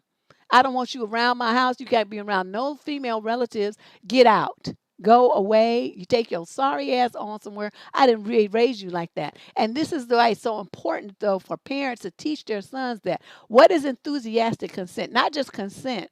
Like, oh, well, okay. Because then he's going to say, well, that she consented. She consented under pressure. That's coercion. That's why the difference between that and enthusiastic consent is when she is jumping on you. She all over you. You like fighting her off and stuff. Okay, like wait. Let me catch my breath. She all over you. Okay, that's enthusiastic consent. She ripping your clothes off. She grabbing you by the hand or some other body part. That is enthusiastic consent, and then that's when it's okay. But anytime you got to talk her into it, you pressing her into it, you holding her down, you closing her in a room, you doing anything like that, son, you're an artist. Okay, that's what that means. So you need to explain that to your sons before you have to visit your son in San Quentin. Okay, because this is it's not cool. It's not cool for your son to think that that's how he's supposed to treat people's daughters. That's not respect, and it's gross. It's not respectful of you as their parent, and now it's respectful of those girls and their bodies. Okay, so by failing to explain that to your son and sending him out here thinking, listening to idiots that's telling him that that's what you have to do to make girls give in and make them give it to you and this all kind of stuff like that, your son has an artist mentality. And if he ends up in prison, don't look at me because I'm telling you what to do to prevent that. Okay? That needs to be addressed, and the girls need to understand that too. Then you should talk about different these hard topics in different ways. Yeah, we all talk to our kids about, sexual stuff. We all talk to them about abuse. We talk to them about all this stuff. But you have to realize they're young minds, just like they need tutors for math, even though they heard it in math class and all that stuff. You know, they have homework that reinforces stuff. It's the same principle. You have to tell them stuff over and over and try to tell them in different ways. Tell them after you watch a movie, use a movie for example. After you watch, I don't know, some song on the radio that has some scene, scenario in it. Use that as a launch pad to talk about something that you want to talk about. Talk about some story in the news that happened to somebody else and talk about that issue with them. Whatever way you're gonna hit them from many sides to bring home your points so that your kids finally get it. And this lesson of teaching them, you can't just tell them one time. You got to tell them, like I said, over and over. And it really works if you use different kinds of learning tools. Visual, auditory, tactile. I mean, whatever you need to do, whatever learning style is best for your kid for the message to sink home. All these things that we're talking about tonight, all of those are good messages for them to good ways rather for them to get these messages. Then number 6, after your child has their first date or two, you need to check in with them. Remember, you met this person, right? So now they come home from the date. So you'd be like, oh, you could look at them and you'd be like, oh, well, how was it? Did you have fun? And, they'll be like, yes or no. They'll tell you. And then you're like, oh, come here, lay in the bed with me and, cuddle and you hug them and stuff, right? It's a strategy, parents. You bring them into the bed with you, or you get into bed with them, and you hug them up, and you be like, "Oh, well, tell me about it. How was this is your first or second date with this new person, and this works. I don't care if your kid is 20. This tactic still works." And you sit there and you listen to everything. You let them spill their little guts. And I found out something really interesting. Like my daughter met this little kid. This little kid, I don't know where she met this boy, but he drove all the way from Marin County over to where we was living. Right, it was a good haul. And he came and he took her to the Japanese restaurant. Now my daughter speaks Japanese. I don't know if I told you that she took Japanese in high school and college, and so she speaks fluent Japanese. I still don't understand it, but whatever. That's what she wanted to do. And so he takes her to the Japanese restaurant, and she's ordering. She's talking to the Japanese restaurant waitress. And they going back and forth. They talking about the food and all this stuff. And dude was all, you know, messed up about it. So he made this comment to her that she didn't like, and so she lit his ass up. That's my child. She lit his little ass up, and so she had him. She packed her food up in a doggy bag. It's just a restaurant. We used to go to all the time, so people knew her, and she had him bring her home. And I'm asking her about the date, right? I said, how did it go? And she's, Mom, let me tell you what he did. This and that. I said, oh, that's kind of messed up. Well, how did you handle it? What did you say? And so she said, oh, I said this and that, and blah, blah, blah, blah, blah, blah. And I'm like, oh, good for you. That's right. You don't let him get away with treating you like that, blah, blah, blah, right? So we all laughing about it and everything. And so I have to give the little boy credit, though, because he did call like the next day or maybe the day after and apologized for the way that he acted. So I said, okay, well, he got at least halfway some good home training, but he had already tore his drawers with her, and he was cute too.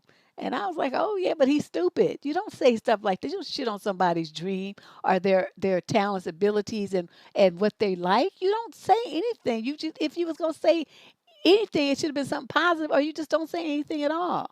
But instead of putting it down, and that's what he did, and she was offended, and so she was like, fuck you. And that's that. Yeah, I mean, just because he didn't speak Japanese, it's like, nigga, I mean, well, he was half white, but I'm like, this little boy was crazy. He had a big old Jackson 5 afro. I mean, he was really, cute little kid. But I'm like, his attitude was fucked up. So she was done. That one date and that was it. So that's what I mean. You want your child to express to you any confusion. If they, let's say my daughter hadn't handled it like that and just came home and said, he said this to me and it really hurt my feelings and I didn't know what to say. Well, that would have been the opportunity for me to step in and say, well, if someone does that to you in the future, how about you say something like this, and that? But she had already caught her lessons. And so, she ripped his little ass wide open and he didn't know what to do. So he dropped her off and then now she was done with him. But at least she said, well, at least I get my sushi. So she went in her room, we got on her computer, she was grubbing. And I was just laughing. But yeah, that's how you want to check in with your kids and see what's going on. And then my final point, and I think this is one of the most important, is that you have to let your kids know that you have their back. Okay, before they head off to college and high school, you like, I'm working, I'm teaching you all the stuff, but I want you to understand if you do your best and things go sideways, don't struggle and try to figure it out all by yourself. And if you find yourself sinking, I'm here and I will help you. Okay, I want you to try to fix it yourself, though. Don't just come running to me like I'm like a baby. You try to fix it, but I want you to understand I'm not gonna let you, you know, just just totally fuck up your life. You let me know what's happening, and we will do what we can to fix things for you. Okay, that's very important. Um, whether it's their platonic friends that's giving them hell, whether it's a teacher, whether it's whatever, you got to help them, step in and help them. And then, oh, what did I do? Okay, and then the final point is to trust their gut and believe in themselves, right? You got to teach your kid to think through situations. Like I said, a lot of times, I sit there and I think of situations. Well, if this happened, what would I do? And if that happened, what would I do? You know where I got that from? My father used to do that to us as kids. After dinner, he would sit there and he would, come up with some crazy stuff. Some of it he read in the newspaper, and it was a real situation. Would ask us, okay, if this had happened to you, how would you have handled it? What would you have done? And so it's just a habit that I guess I just took with me, even after I was long gone from the house. I would still see situations, hear situations, read about situations, and I would think, okay, if that was me, how would I have gotten out of that? Even if it's something like, as ridiculous, like with a kid, you think of some, and to make it fun, you might say, well, what would you do if we came home and there was a zombie in the living room? What would you do? That kind of stuff, make it fun and interesting for them, but it's still training their brains to think, and that's what you want your kid to have the ability to perceive situations, assess risks and dangers, and to immediately, quickly, like promptly, on the spot, without any real hesitation, to be able to come up with a solution that's going to save their ass. That's what you want. Exactly. That's it. You got to use that. You got to teach your kids, but you got to teach your kids how to critically think, and this is what teaching them how to assess dangers and risks, and outcomes and possibilities. And the main part of that and I have a video about this, is to teach them to project and to do that thing that I call, and then what? So don't just look at what you're doing right now. Think about, okay, if I do this, then what? And if I do that, then what? So that's how you teach your child to not just look at what could happen here and now, but the possible ramifications of any decision that they make. What are the benefits? What are the risks? What are the ramifications of each possible choice? That's how you teach your child critical thinking skills. Um, and then the final thing that I want you to do is to teach your child resilience. How many people don't have that? They have one little mistake and they fall out and just give up on life altogether. They just don't want to do anything. They retreat to their parents' house and stay in the room. They don't look for a job. They don't want to do nothing. They just, have failed one time and they just feel crushed.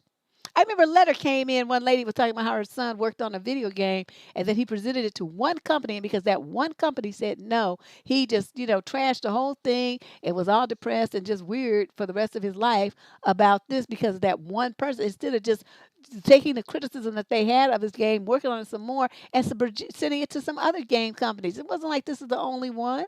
There's a lot of smaller game companies where he could have probably got accepted. But he didn't even do that because he accepted failure based on one rejection. And a lot of guys, you see them online, they're like, because one woman rejected them, now all women are no good and all women only want some man who's this and that and blah, blah, blah. And they have convinced themselves that that's true because of this one rejection. They have no sense of resilience, and that is poor parenting. You have to teach your child that they can fall down and get up.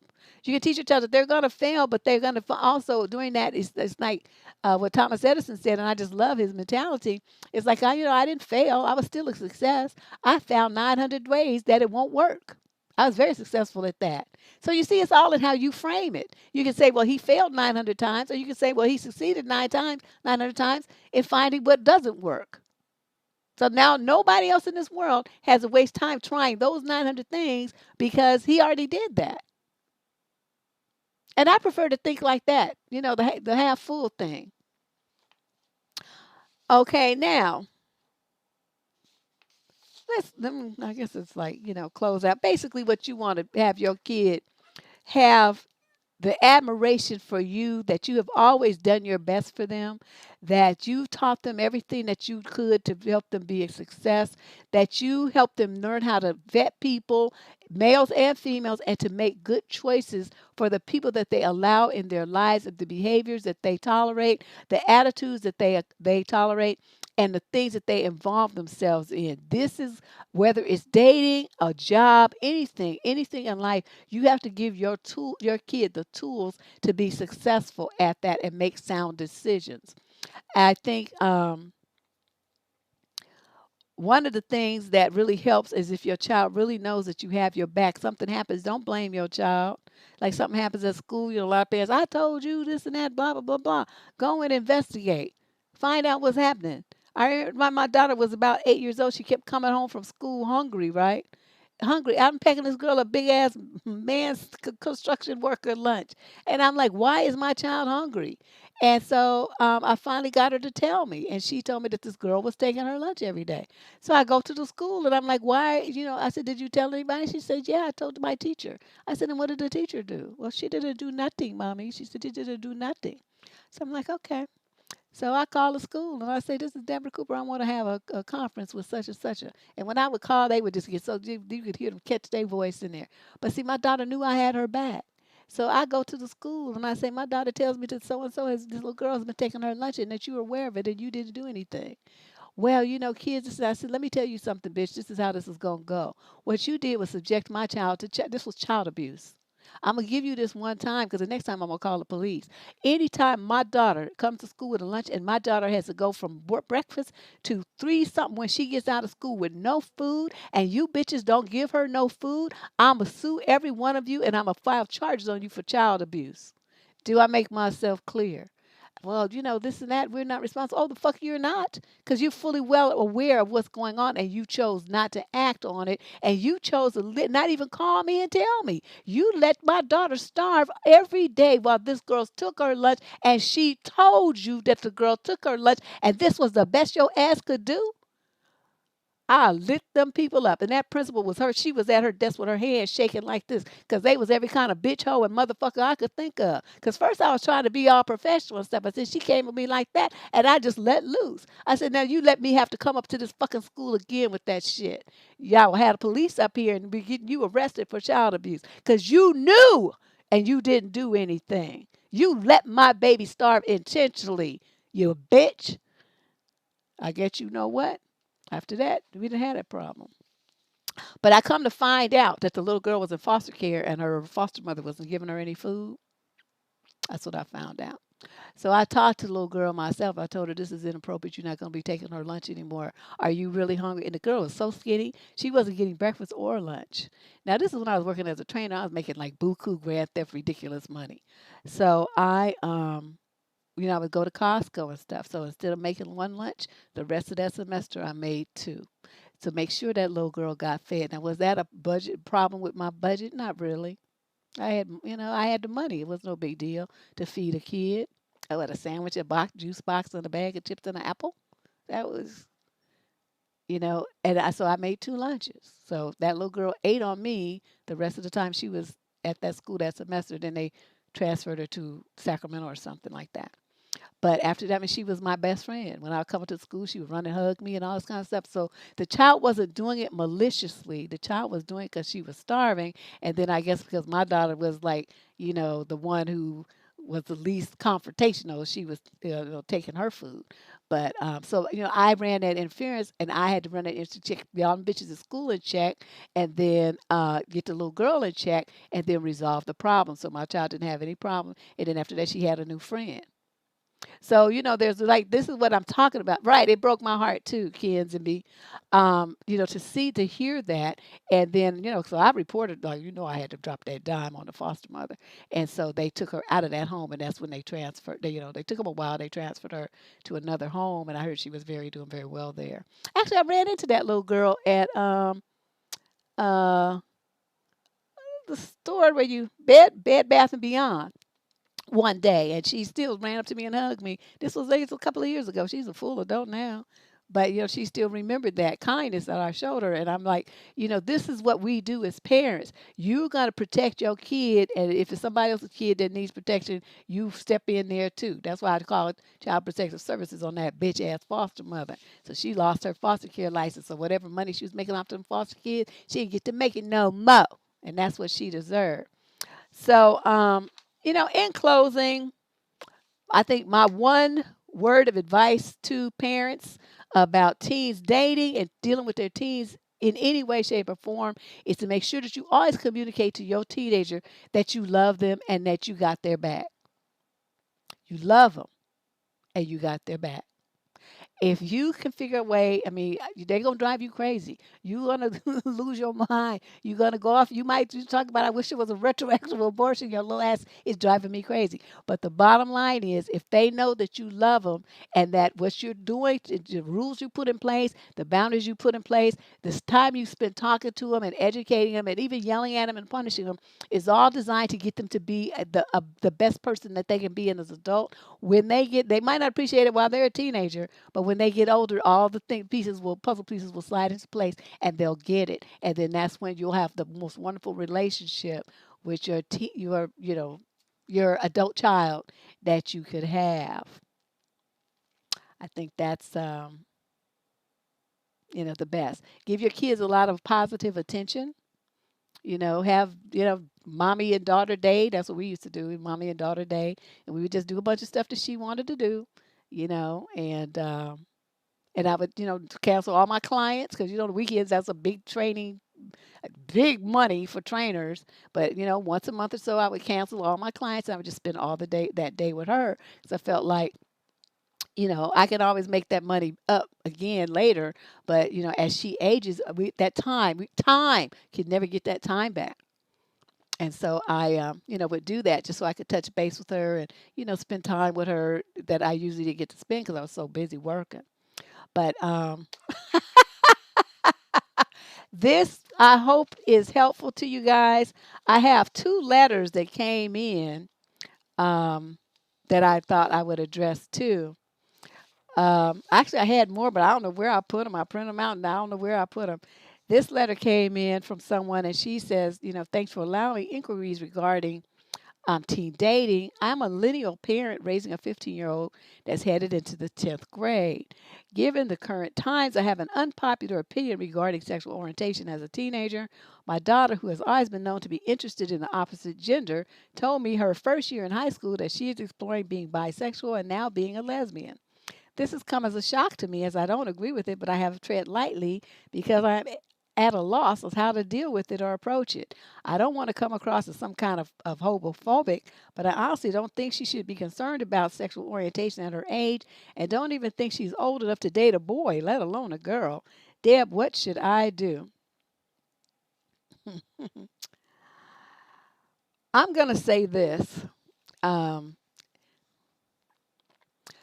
she's at that age where peer pressure and being accepted and being seen as one of the crowd is a big deal. She has right now, she's trying to fit in. And they feel, this, I see this as a huge fad, all this stuff. All these kids, they get together and they get like, they post stuff up on social media and they get accolades from other people for their transness and their transitioning and all this old weird stuff. And, and it's like they get applauded for it. So what these kids are doing is getting this attention that they want. They're getting reinforcement for their decisions. So, I mean, I know you're a busy parent. I know, your time is tied up and stuff, but you have got to figure out some kind of way to spend more time with your daughter. That she wants attention. And unfortunately, if you have a little girl like this and they're into boys, they get the attention from getting all these men and, involved with all these different boys, which inevitably turns sexual. And so now she's got herself on this transness and biness thing, and she's trying to, to fit in and feel like she's part of this special community. So, I think if this were my daughter, the first approach I would do is to think, well, this is really interesting. How did you come to this decision that this is what you wanted to be? What happened? What are you thinking? What's going on? And I would want to hear from her perspective what it is, what was her thought process? Who told you that this is what you wanted to do? Where did this idea come from? What is it that you perceive as going to be the benefit to you? How is this going to help your life? At 15, you can't even spit straight yet, let alone decide what you want to be. That's the problem I'm having with these kids taking all these hormones and stuff. They're kids. They say, I mean, on one hand, scientists say the brain doesn't develop till they're 25 and they make risk taking, crazy decisions. But then you'll turn around and you're going to let them make a decision with some hormones that's going to fuck them up for the rest of their life. How does this work? It's one or the other. So come the fuck on. But they're trying to make exceptions by giving kids, all these options and hormones and all this stuff. I don't know what the agenda is here. I seriously don't understand it. But I can just see that children are under attack. So you're going to have to calm down, mama. Now that things are opening up, why don't you book a spa day for you and your daughter? Y'all get a mani-pedi, manicure, facial, all the stuff. If you got the money, if not borrowed from somebody, and you spend the day with your daughter because you need to get in her head and figure out what the hell is going on with Miss Thing. That she has come and made this weird announcement out of the blue like that. She's looking for something. Whatever this is, you need to figure out what it is and then circumvent it and give it to her in a way that's going to be healthy and not, going to send her into some weird direction that she don't need to go. She's 15. She's too young to be making any kind of decisions about anything to do with sex. I totally agree with you there. She don't need to be thinking about that at all. Not at 15. But you got to figure out what she's thinking, because once you have that information, then you can fight whatever this influence is that's got your baby in its clutches. But right, without knowing that, um, you're not gonna know. And this one has to do with dating. This young lady says, my ex responds to my text messages with one-worded answers. Does he not want to talk to me? Now, this is interesting because a lot of young women have this idea that if they love the guy and they still want to be with him, then he should want to be with them. I mean, a lot of the boys do too. And it becomes kind of stalkerish and weird. As a parent, what do we do to get our kids' minds right about stuff like this? You have to let them know that they're important and they deserve better. That they don't need to beg for anybody's attention or time or affection. That they are beautiful, wonderful, worthy people. If this person didn't see them that way, that's their problem. It has nothing to do with them. And I think that's what she's internalizing this breakup and trying to still, be in touch with this dude. She's like hanging on to this relationship that's dead. And by putting herself in that position, she's going to be disrespected and hurt over and over and over and over again by a guy who doesn't want her. And that's, young ladies have to have a sense of pride and self esteem so that they understand if someone doesn't want to be with you, that's fine. It's okay. It doesn't change anything about how wonderful you are. And people are just like some people don't like chocolate. They don't like, I don't know, almonds. I mean, does that make the rest of the almonds feel bad? Does it make the other kind of ice cream feel bad? It doesn't matter. People have different choices and different desires. And it doesn't mean that anything is wrong with you. It just means that this person has a preference and that preference doesn't match what you are offering. That's fine. It's okay. And you have to get them that mindset so that they get rejected from asking a girl out or going on a date or applying for a job or an apartment, a credit card, a car loan, a mortgage, anything in life, they're going to be facing rejection. You have to teach your children resilience. You got to teach them that. Yeah, I don't do all that, they and all this stuff. He and she. That's all you're going to hear on this channel. I don't do all that fancy pronoun stuff. You're a man or you're a woman, and that's just the way it is. And anybody don't like it, don't come here. Yeah, they are, Diana. They're doing it just what I said for clout and fun. Because I saw this little boy and he was online and he showed, dressed up as a girl, talking about I completed my transition. So all these people were giving him all these kudos and stuff. And I'm like, you look like a boy with a dress on. What is wrong with you? But he was, all online and just absorbing all of this positivity. And I'm like, okay, what else could these parents have done to make their son feel good about himself and to get these kind of things for just being a regular kid. He too was about 15 years old. And I just was horrified at that these kids are just their minds are already messed up at such a young age and they have no confidence about themselves. They have to pretend to be something they're not in order to get approval and to feel like somebody likes them. This is a crisis. And so that's why I wanted to do this show so that more parents can take a look at themselves and how they interact with their children and do something about it before your kid slides down a rabbit hole and you can't snatch them back. Okay, this is critical. So I want to, thank everybody for coming and spending time. We're in a DNN season, which is normally our fun time of the year. But this is something that's just been really bothering me for a couple of years, actually. And like I said, I've done a few videos here and there, about parenting and, raising adult children and all this kind of stuff. But this is like some ground level stuff before your kids get all fucked up like that. What can you do to prevent that? And so I've given you the tools. All right. But we will be back tomorrow because tomorrow is Dusty News Network, DNN, the fun stuff, the light stuff. I hope you guys can come. It'll be the regular time at 6 p.m. Pacific time. So come on through for some laughs. It'll be a lot lighter than what we had today and will apply to everyone, parent or not. So thanks you guys for coming. I know this was some heavy duty stuff, but I will see you at 6 tomorrow. Bye bye.